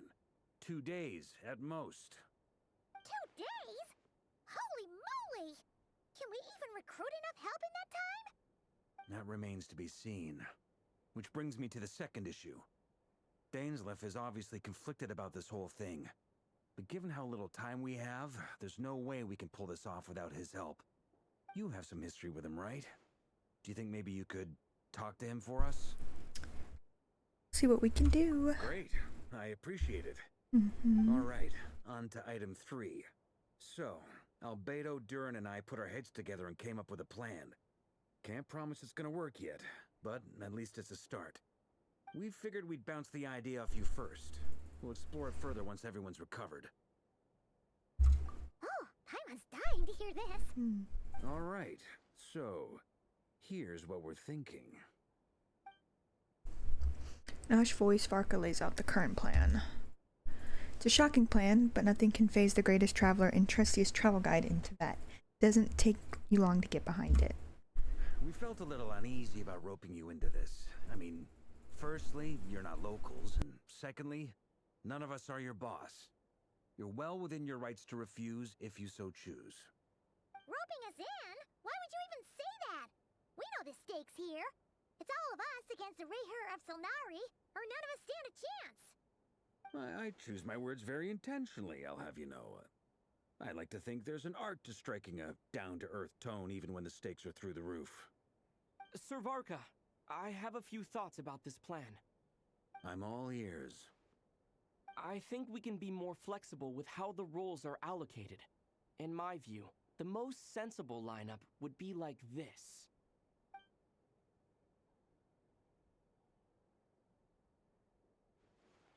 I see your point, yeah. But if that's how we're going to approach this, you'd better make sure you're ready. To be clear, I don't doubt your abilities. Far from it. I just want to make sure. Are you really willing to take all this on? I want to do everything within my power. The Rayher of Solnari is a truly fearsome opponent, and if I do my part, it'll greatly reduce the risk for everyone else involved. Well, that tracks with what I've heard. Jean's mentioned in her letters that you're so diligent it's almost abnormal. That's crazy. As in, most people weigh up the risks and rewards in situations like this. But you seem to just march towards danger without a moment's hesitation. Of course, everyone appreciates a fearless pioneer.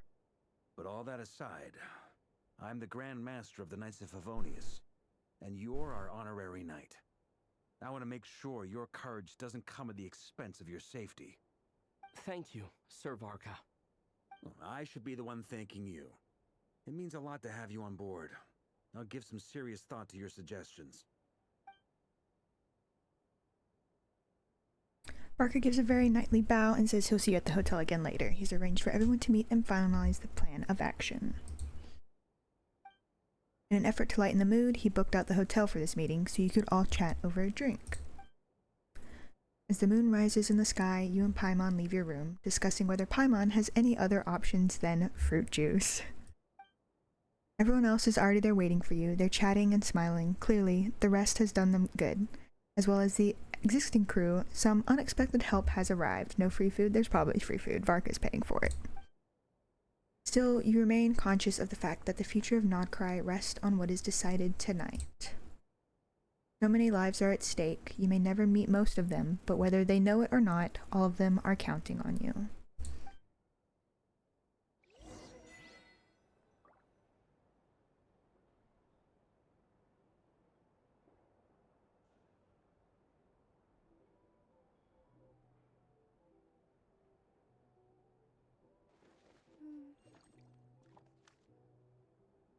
Okay, sorry, I had to check something.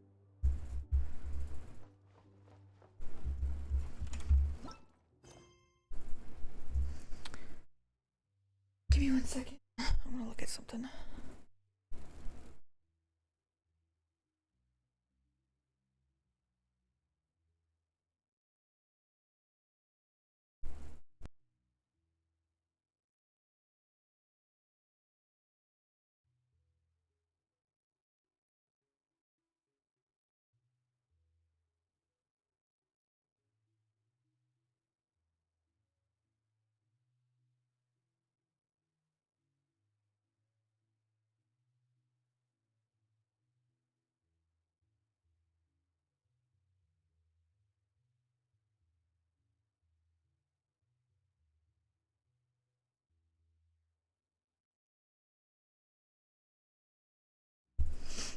Okay, hold on.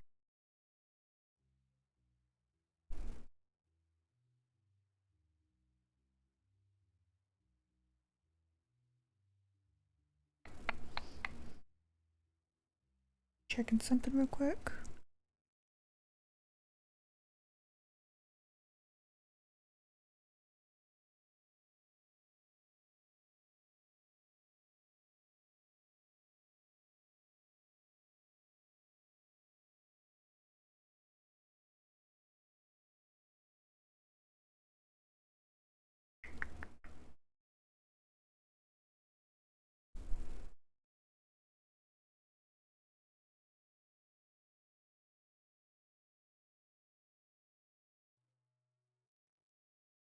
Oh. Dude, I was like, I did not realize I was already in part 3 of this quest. Okay, because I was gonna stop, but they did not give me anywhere to really stop. So I guess we'll just keep going. Okay.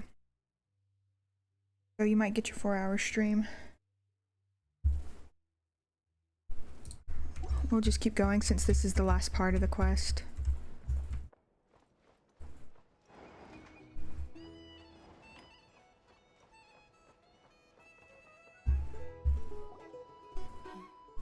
This is a thorough plan, but I do have one last question before we take action. Ow. How can we be sure that our enemy won't leave the designated area?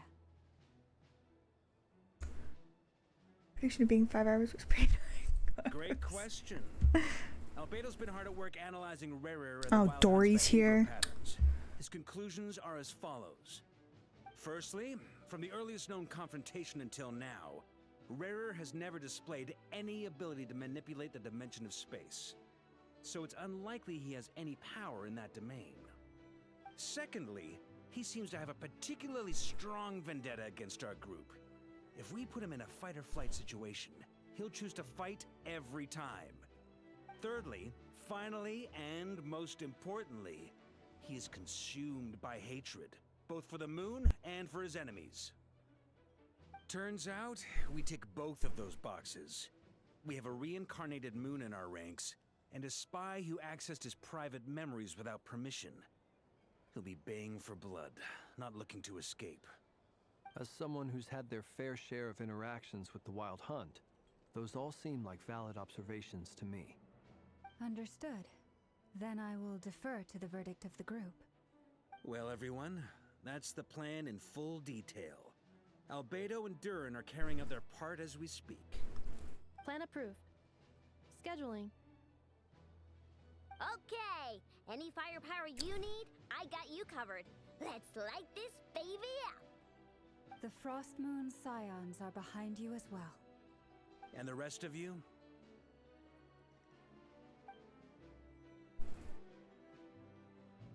No objections?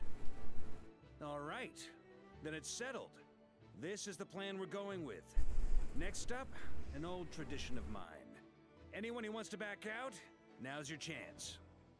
Wait, we can still back out of this? Everyone says things Thanks they for the stream. regret, right? Thanks for stopping I don't by, want anyone Lilies. feeling Have a good trapped because night. Their mouth said yes before their brain had time to think things through.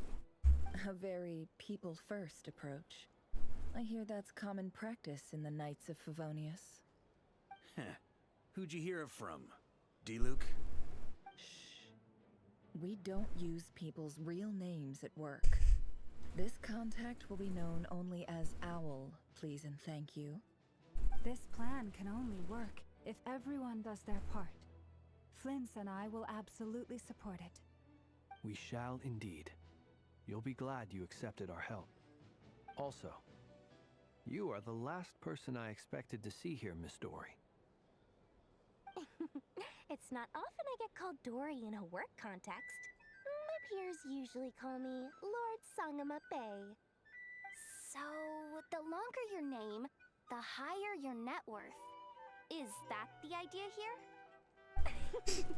In that case, Mr. Flint's here must be worth a fortune.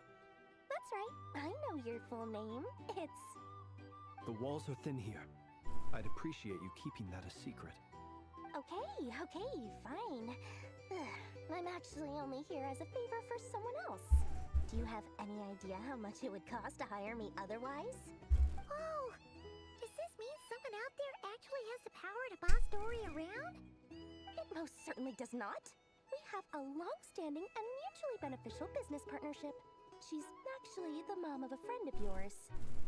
Said mom supplied me with a great little trinket, but now that lady's ruined everything. If I don't start building a little goodwill now, my whole business in Notcry is gonna go down the drain! Okay. So what exactly is so special about this pendant? It's a lucky charm that a great mage made for me. We have a business relationship, and she was worried that something bad might happen to me. So, she wanted me to have something that can store power to protect myself with. I finally got it all fully charged up with Kovaki, and then never went and used it all up at once! Never lost so big in my life! You're right.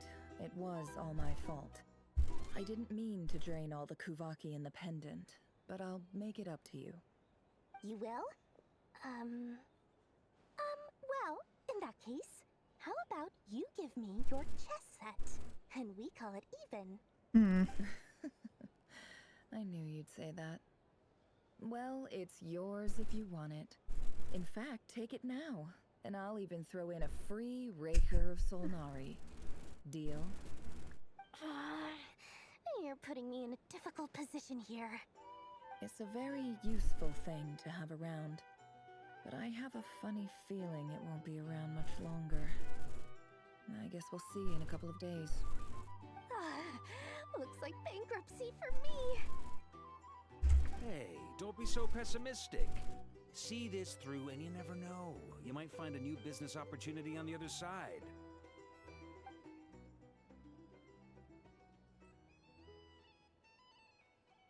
I didn't even get to read that.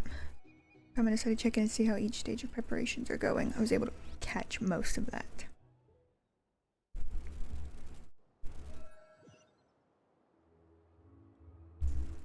Why do I have to look for Dory? Dory!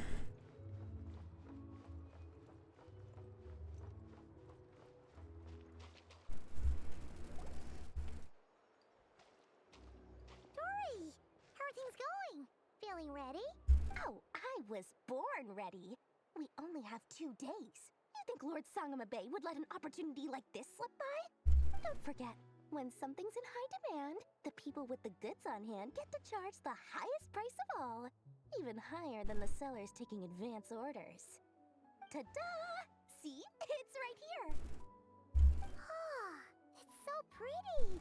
Did you make it?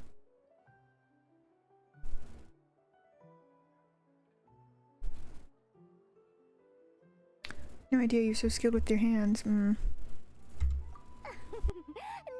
I have a supplier. We go way back, so he made me a very attractive offer. Aha! No wonder you were talking about lucky charms at the meeting. You've been getting Kave to make them for you. That's not the full story. It actually started a while back as a project between me and the Dendro Archon. Mage Alice once warned me that this world won't stay safe forever. There may come a day when everyone faces a great crisis. I passed this on to the Dendro Archon, and she secretly brought together a research team made up of Sumeru's top scholars to invent a technology that could keep people safe. I won't go into the details because it's all very complicated, but if you want to know more, you can ask the Dendro Archon about it sometime. Anyway, point being, it was the Dendro Archon who asked Kaveh to build this little contraption. As one of the top Kashara War talents, he was the obvious choice. Took him long enough. He stressed over it for ages. Must have gone through at least a dozen designs before producing a final product. But that's Kaveh for you. Marak delivered it to me a couple of days ago, along with a letter from Kaveh. Could I ask why I'm sending this technology to you? What's your proposed use case? Has it been approved by the relevant authorities? So nosy. My fault for sending him the research permit to begin with. Surely Nahida must have told him you were involved in this project. He was probably just nervous because you're always so secretive about your business. Could be, could be. Anyway, I just replied, let's hope there never has to be a use case, because it would involve grave danger. Fair enough. But it sounds like he was just being cautious. He probably felt responsible as the one who made it. Or maybe he was asking as a favor for his housemate. He's done that before. Not sure why, though. His housemate doesn't seem to really care that much about this kind of stuff. Either way, all's well that ends well. I'm just glad to finally have my hands on the product. I wouldn't want to be without it, given the potential dangers that lie ahead. Huh? What does that look mean? Paimon's just super surprised. This must be the first time we've ever seen you actually get serious about something. Yeah, we're not used to it. Well, a long time ago, I made a promise to myself. I promised that I was gonna live every day of my life with a big beaming smile. Obviously, Mora plays a big part in that. But there are always gonna be times in life when you have to give something back. That could mean paying back a debt, returning a favor, or showing some kindness. Alice has been a huge help to me over the years. She was the first investor I ever had. And I want my investors to know that Lord Sangamabe is the best in the business. And more than that, no one knows what the future will bring. Whatever happens, I want to make sure the Dendro Archon and all of Sumeru is prepared to face whatever comes.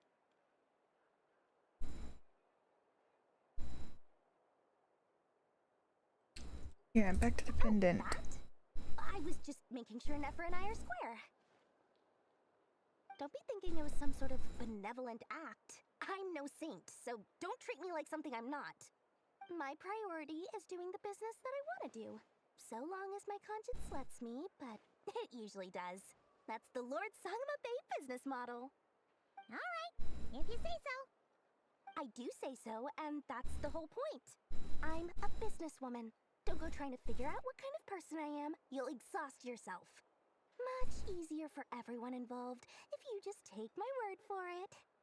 Oh, and could you two help me get this stuff where it needs to be? Thanks so much. You're my favorite assistants.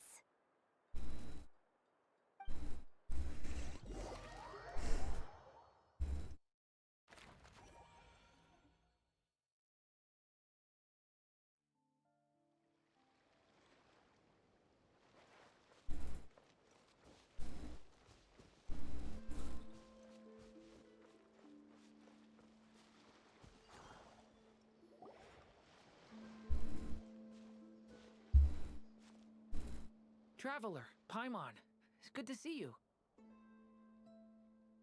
Everything going smoothly over here? Sort of. As you're probably aware, Varka, Durin, and I captured some abyssal creatures from the Wild Hunt. Per the plan, we dissected and analyzed some samples of these creatures. The process went very smoothly. The findings, however, come with some troubling implications. What? You can actually dissect the Wild Hunt? That depends on your definition of Wild Hunt and dissection. Harmless, lifeless. These words are accurate descriptions. The Wild Hunt is an interesting phenomenon. In and of itself, it doesn't seem to possess anything akin to a human personality. But taken as a collective, The medium through which the Wild Hunt is summoned does appear to have a soul. Master griped a lot about the wise Horoptetyr, and seemed somewhat fascinated with the foul Certology. But she barely mentioned Rerir at all. I don't think that was because of his lower social standing, though. Anyway, it's a pity. I should like to hear her thoughts on the nature of the life form he has become today. It's a strange mix. The furious energy of an abyssal being channeled through a fractured physical existence. A consequence of being torn apart by an unknown power. Perhaps the only explanation for his survival in this state is that he sacrificed a degree of individuality in exchange for a continued existence. Oh, sorry. Once I get talking about interesting research, I have a tendency to go on indefinitely. Back to our research findings. Essentially, they confirm my hypothesis. Rerir's corpse is completely contaminated by the Abyss, and the effects are irreversible. You could think of this as Rerir in mutated form. But in my view, even that would be inaccurate. In reality, his whole being has been consumed by the Abyss. In other words, he is now nothing more than a manifestation of abyssal power. Unfortunately, at present, we have no means of completely eradicating abyssal power. Hence, we cannot fundamentally destroy the Reihir of Solnari either. Oh, that's terrible news! So, that's it? We can't defeat him? Not even if we get the power of the Three Moons? Miss Columbina's situation is a difficult one. She can never achieve wholeness when the world does not accept her presence. It's as if her creator banished her to a place she can never be accepted. It means she spends most of her energy just on her own survival. Given the circumstances, it's only natural to despair. But we must see this plan through to the end. Time to kick off the backup plan. Oh, Paimon almost forgot! This is for you. Dory asked us to bring it. Ah, how wonderful. Well, thank you for making the trip. Durin and I will be heading off shortly. I'm sorry I won't be there to protect you in person this time. Aww. Please be careful.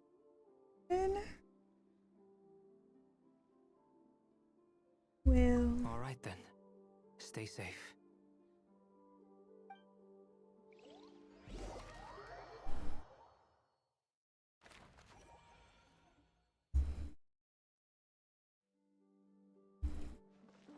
Honestly, I'm just glad it's teleporting me to where I need to go.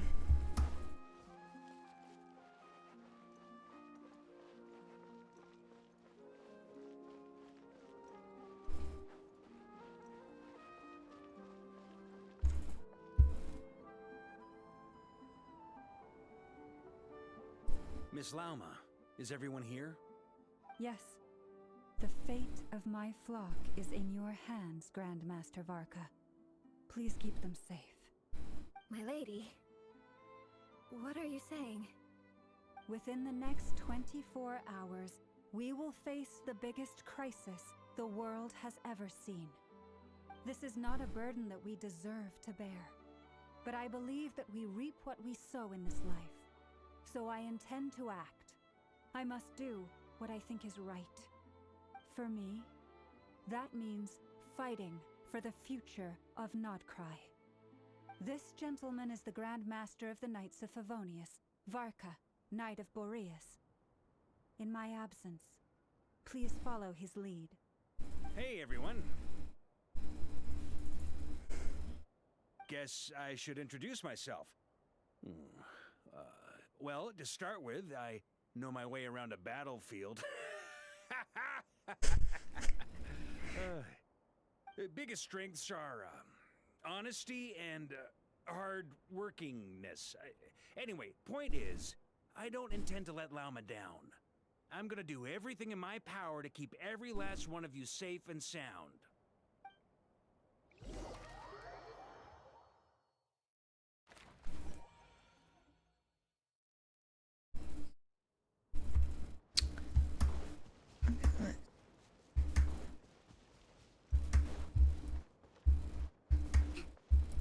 Oh, okay, cool.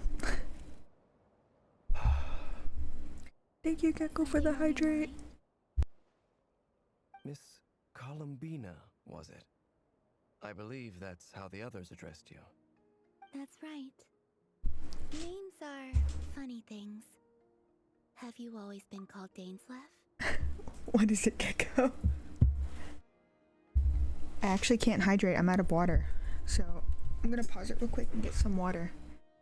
But Gecko, have you realized something? What's going on? There? What do you mean?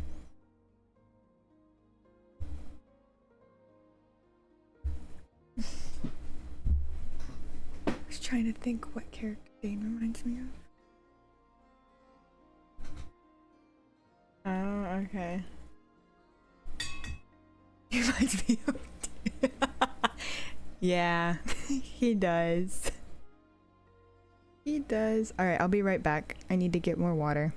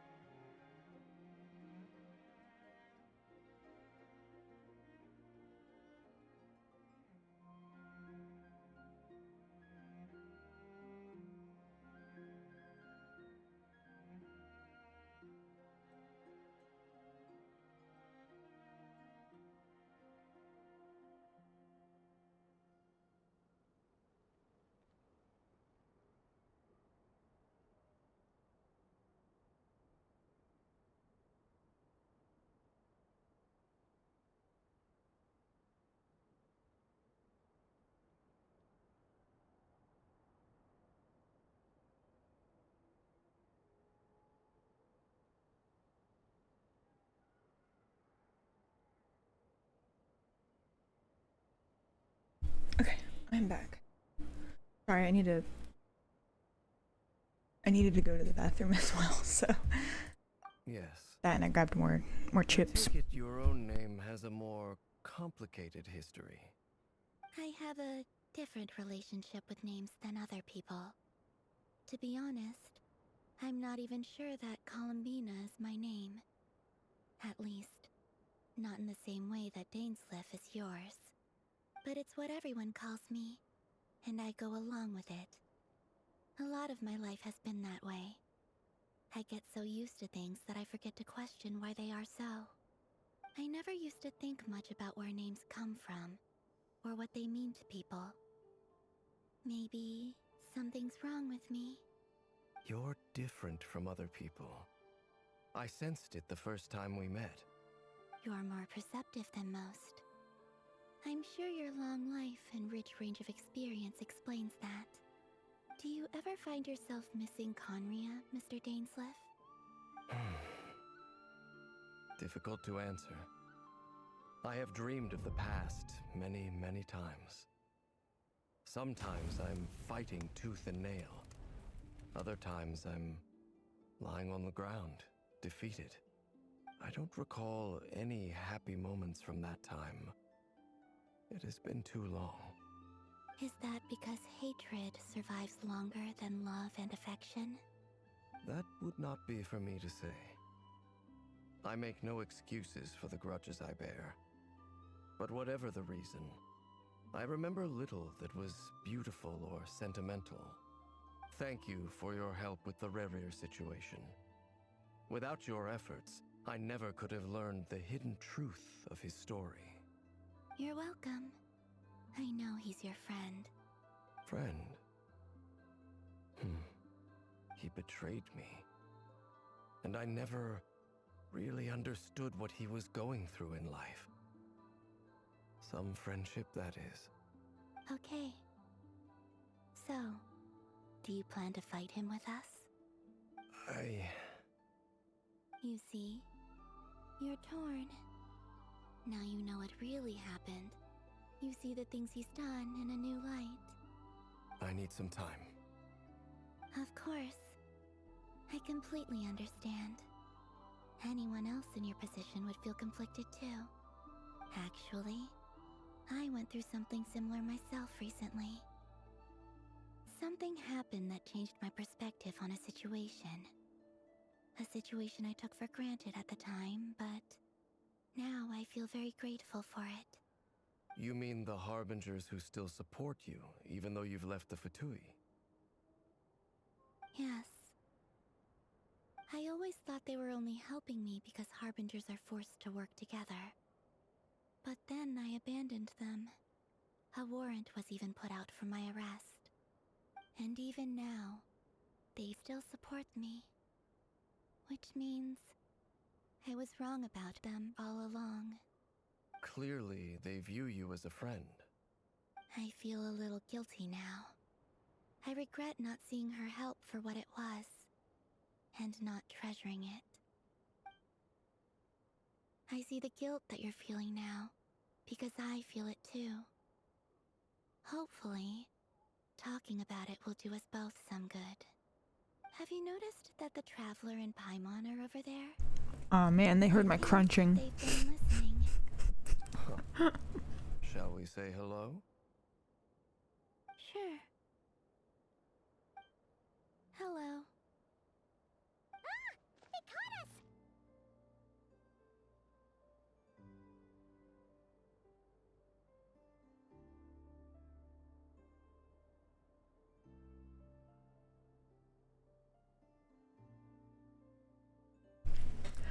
Yeah, sorry about that. I was finishing up my chips.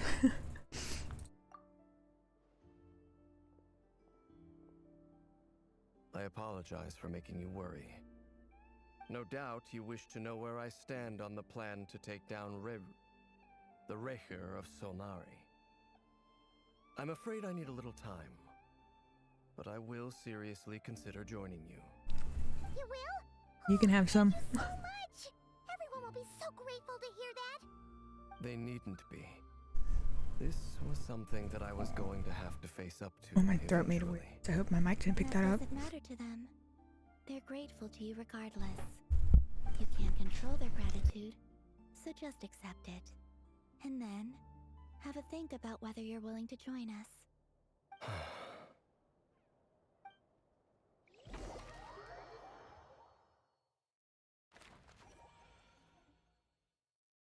It's nearly showtime! Let's go rendezvous with the others. You know the place.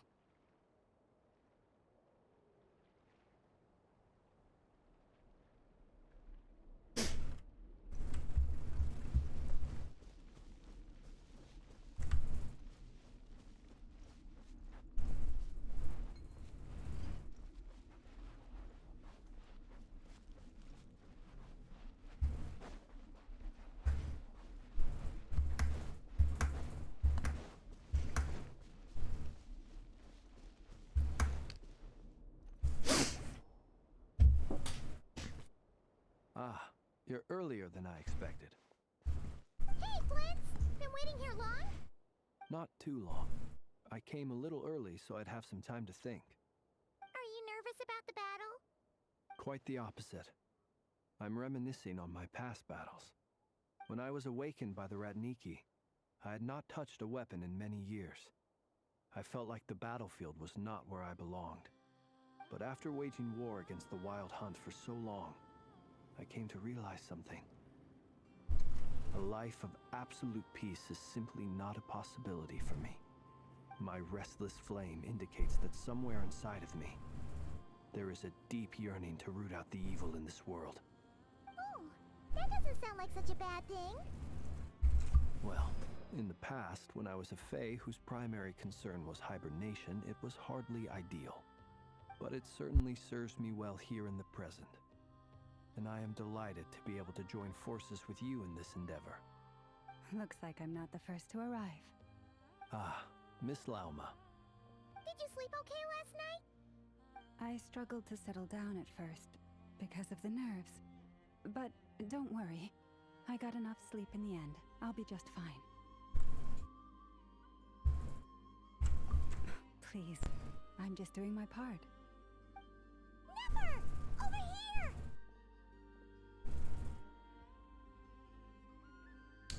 Let's see. Goods have been delivered. Ino asked me to relay a message. She said Anetha will be on high alert and keep a close watch over all secondary districts where defense is required, providing support as necessary.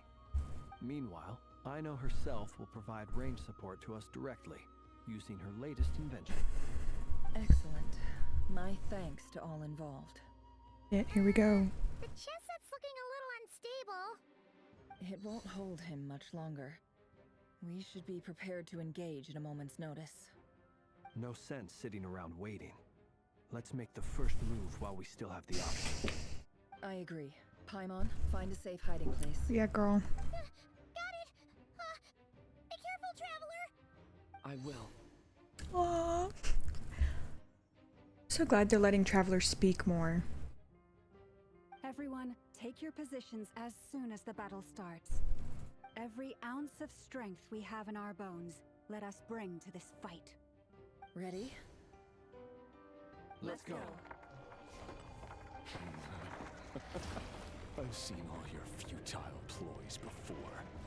You have become the authors of your own demise. I wouldn't be so sure about that. You are merely a moment of sport before I tear down the moon. They're gonna turn this into a cutscene? Or wait, no, okay, we're loading in. Oh god. Okay, I know, what are you doing? Stay on your toes. Why am I— oh wait, never mind. It makes sense that I'm Hydro. Never mind.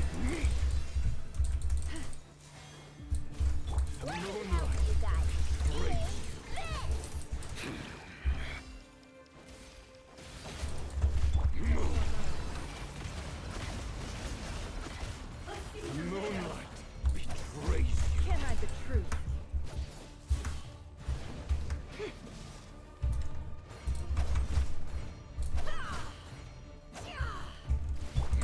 Forest, protect us. Hunt him down.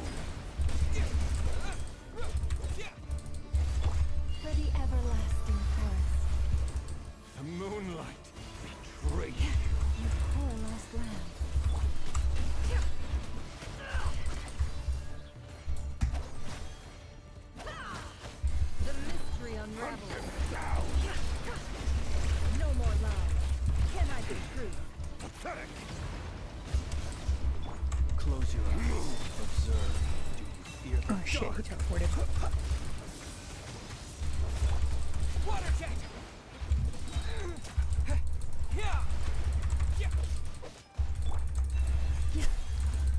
I hate Hydro Traveler. Moonlight betrays you.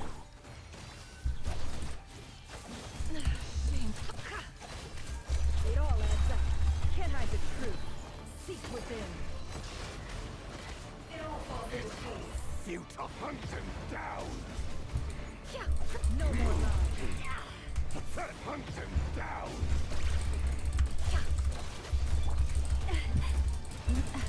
Oh shit. By the frost moon hole. It began with the moon, and so shall it end. The moon will protect you.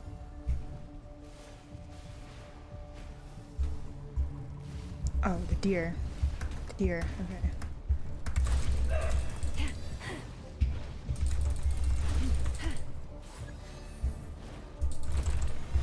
damn. Oh, I need to use... Okay.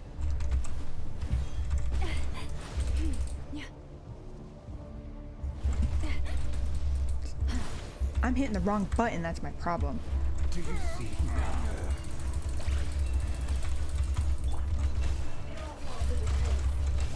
Fairfamir, when will it be as you foretold?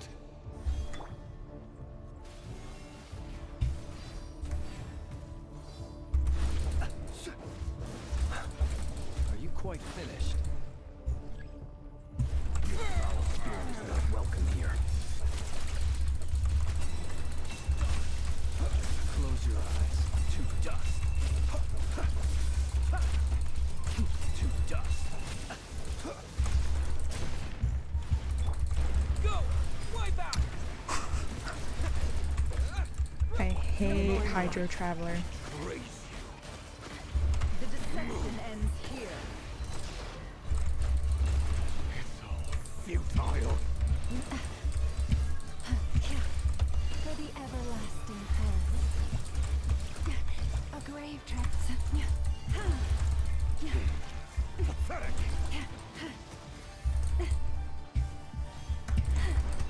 Stay your hand.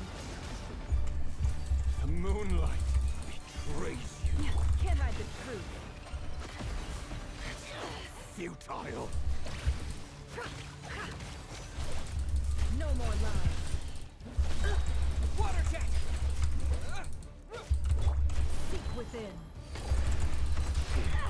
Oh, I feel like I'm not doing anything. How unfortunate.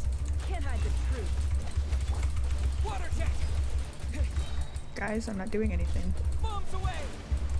Forest, protect us. By the frost moon hole. A grave transgression. Hunt him down. Pathetic. Oh god, Traveler's about to die. Futile. Hunt him down. For the everlasting forest. Pathetic.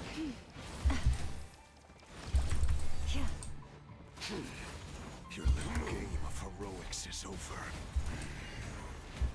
Who wants to go first? Moonlight betrays you. He's back to full health. Out of my sight! Of course he's back to full health. We can separate! Will it take? You okay? Never!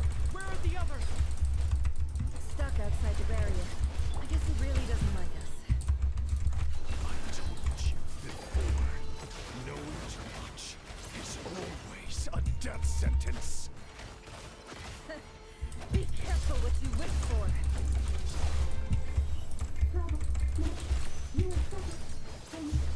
Lelma! Can you hear me? Silence. Oh, I keep... But at least I know that She pulls out a whole chair. I can stall him for long enough. The moment will come. It all falls into place. It all adds up. Go!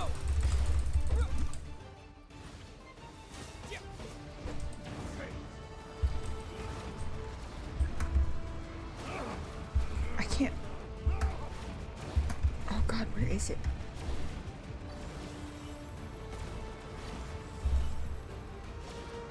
I've got this. Now what? Water jet.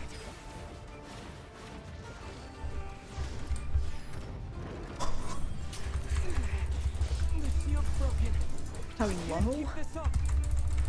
Don't push your luck.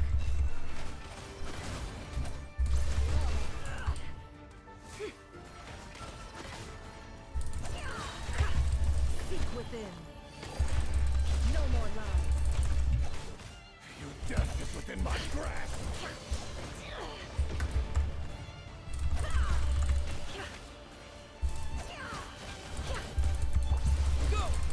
And I just completely missed. It all adds up.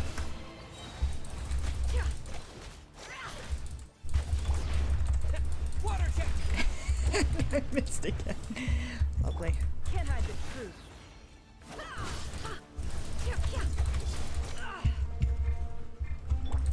Go. Wipe out. The mystery unravels.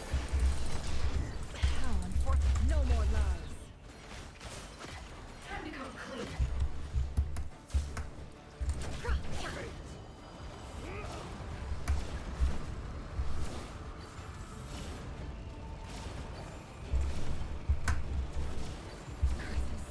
There's no other way.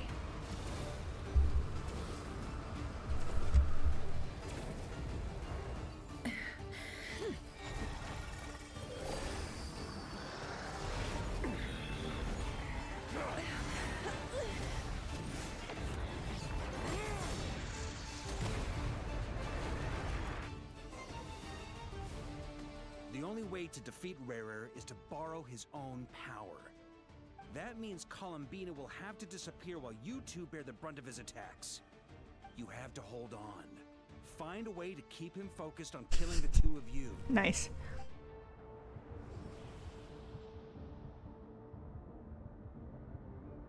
Nefer, your eyes are bleeding.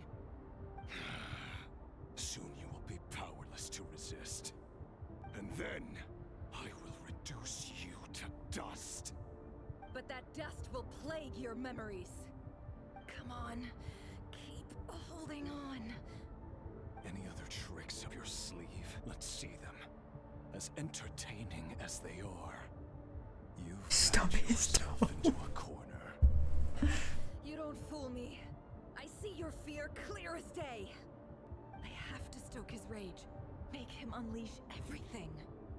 You fear what you could never defeat. You fear the thought of never being able to save your beloved. You cannot win the fight against fate, Rarir. Is that what you think? Well, now it's your turn to feel afraid. Cutscene. You fear the sound of your own name? Is it us you hate? Or is it what you've become? Let's see what becomes of you!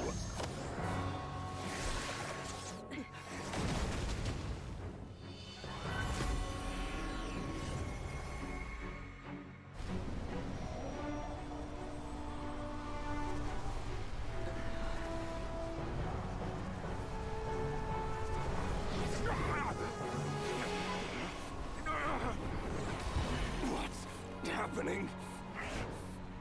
That power. I've seen it before.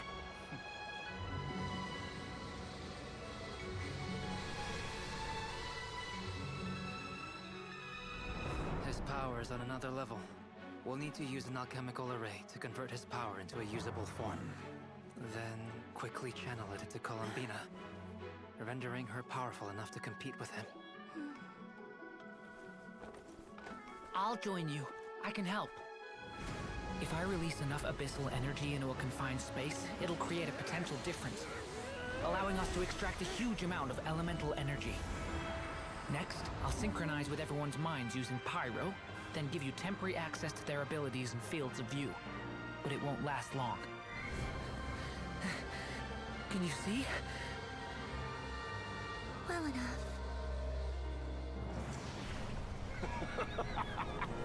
So, we have a student of Gold Rhine-Daughter in our midst. How about that?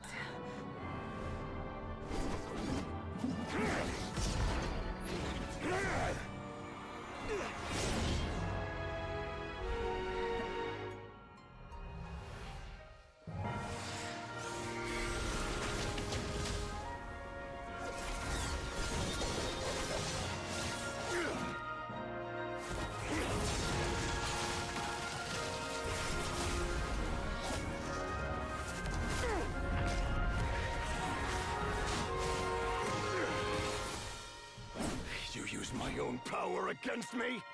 Just like how you stole Kuvaki. Look familiar?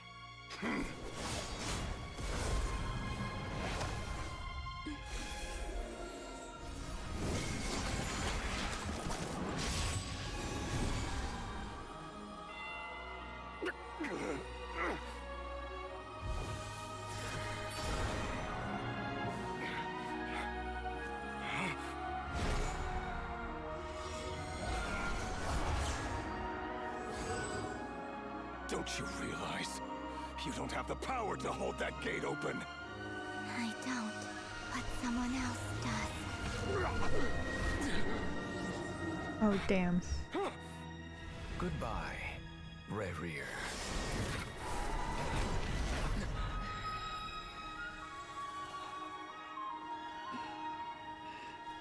We won.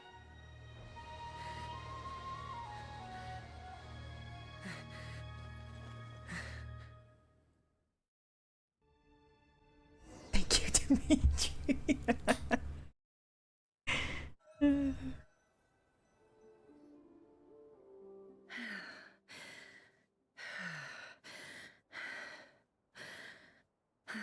Nefer, how are your eyes? They're fine. Apart from the blindness, of course. It's not too late. Let me handle it.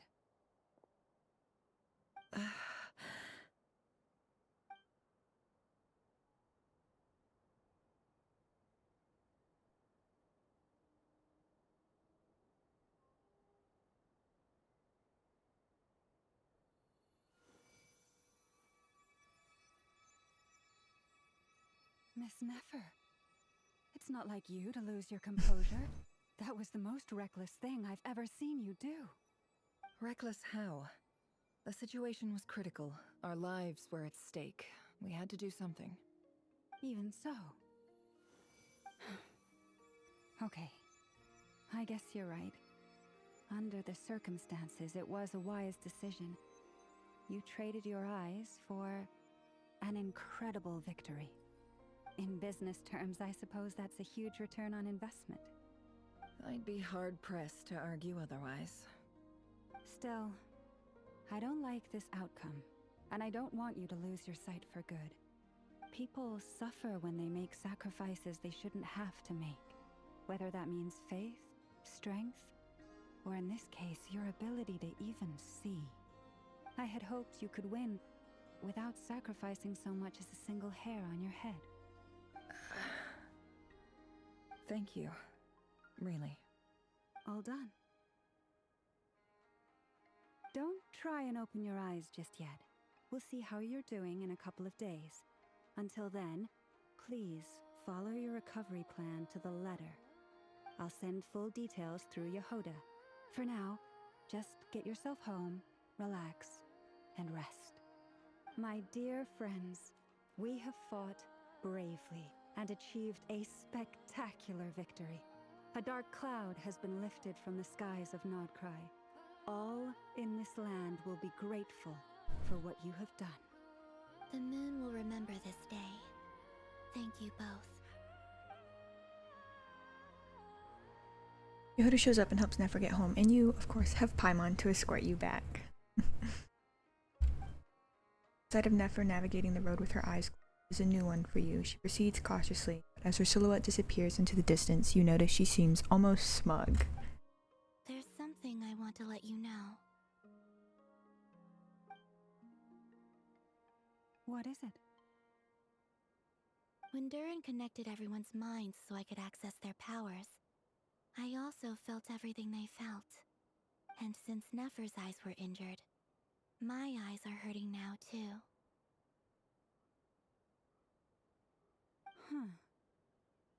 Hold on.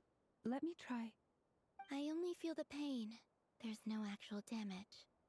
I just thought I should tell you. You're right. There's no damage. That's a relief.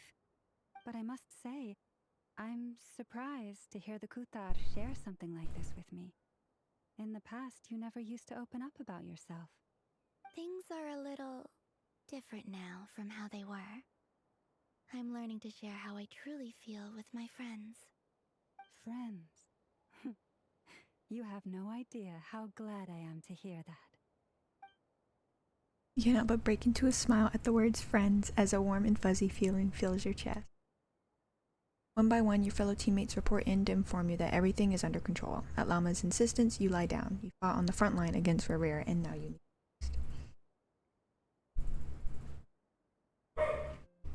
Nope.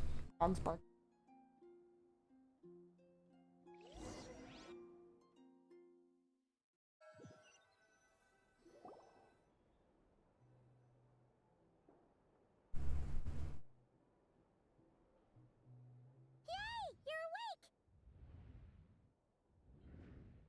How are you feeling?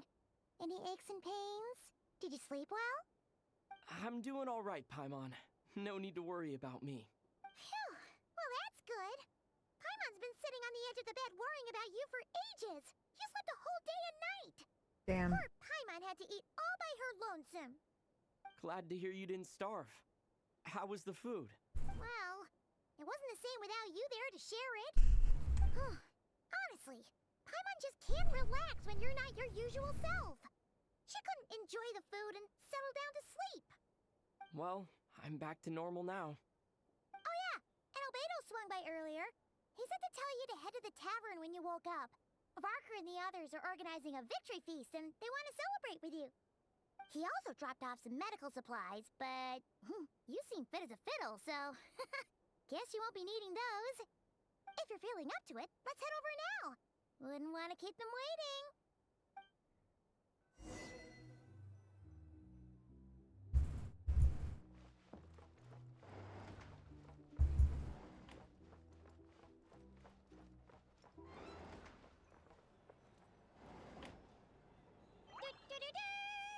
We're here! Oh, Traveler and Paimon! Perfect timing! We were literally just saying how there's no way we're holding this victory feast without you any longer, and we would have postponed it till tomorrow. How are you feeling today? Much better. Thanks. Don't worry about me. Relieved to hear it. If that changes, just let me know. Happy to check you over at any time. Yep, we're here for you. Anything you need, just let us know. Oh wait, where's Nefer? How are her eyes doing? Nefer's right over there. I'm sure she'd love to catch up with you.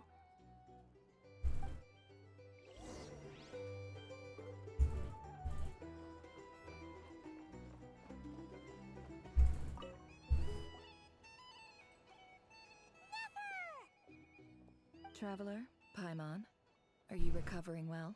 Much better, and you're looking well too. Turns out that moon chanter has some real talent after all. My eyes were mostly recovered after just a couple days rest. I can actually open them again now. Yeah, but you gotta be careful. Lauma says not to strain your eyes while they're still healing. Yes, thank you. I'm well aware. Yehuda, could I borrow you for a moment? I could do with an extra pair of hands. No doom scrolling. Heading to bed. Sure! Coming! Did you hear that? I got go help Lauma for a second. You guys chat among yourselves. I'll grab us some drinks on the way back. Paimon, you still like 'em sweet?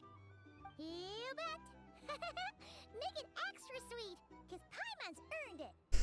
Sure thing!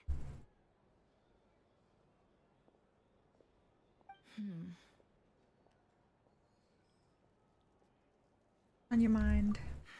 The Raker of Solnari. Kind of a snake, don't you think? More of a... Yeah, because his little thing is a wolf, so... No, definitely a snake. A poisonous one who spewed his venomous hatred everywhere.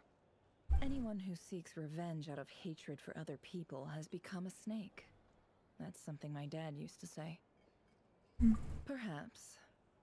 I'm sure it sounds like a very wise and open-hearted perspective to your ears. But me? I think hatred is a perfectly justifiable emotion. What else is left when everything you depended on in life gets stripped away? Something's gotta fuel that drive to keep on living. If you're worried about me, you can nip that in the bud. I'm not someone who gets stuck in the past. It's just... I suddenly feel like I was wrong to call my father a liar. He was just a fool. That's why the Academia turned their back on him, and why the other tribes ganged up on him. Oh, Father. How much better things could have been if you were a skilled liar. Look at the Ibis King. Thoth is a fiendishly cunning liar. And yet, strangely, he feels more like a father to me than my real dad ever was. He's never brought it up, but I'd bet he feels the same way. Why else would he give me the power to perceive the truth, while at the same time training me in the art of deception? To like? Well, King Deshret banished him to Aru, which is essentially a prison, and posed 3 questions to him. He promised that he'd have his freedom if he could find the answers. His response was to take on a physical form and approach me, hoping that I could become his envoy and search for one of the answers on his behalf. Did he really think I'd fall for that? He's stuck there. He can't make me return what he gave to me. Definitely sound like father-daughter. So that's enough for you to decide he's nice, is it? He's a prisoner, and he was scared. So he decided to perform some good deeds to win people's approval. He lives in fear because he's a deceiver. How is Rerir any different? You can't work as a spy your whole life and expect a happy ending. It's preposterous. Yet I can't say I don't understand it. Liars live in the darkness of their own making, but it's still human nature to want to go on living. They say that a liar's soul is the most worthless thing in the world. What do you think?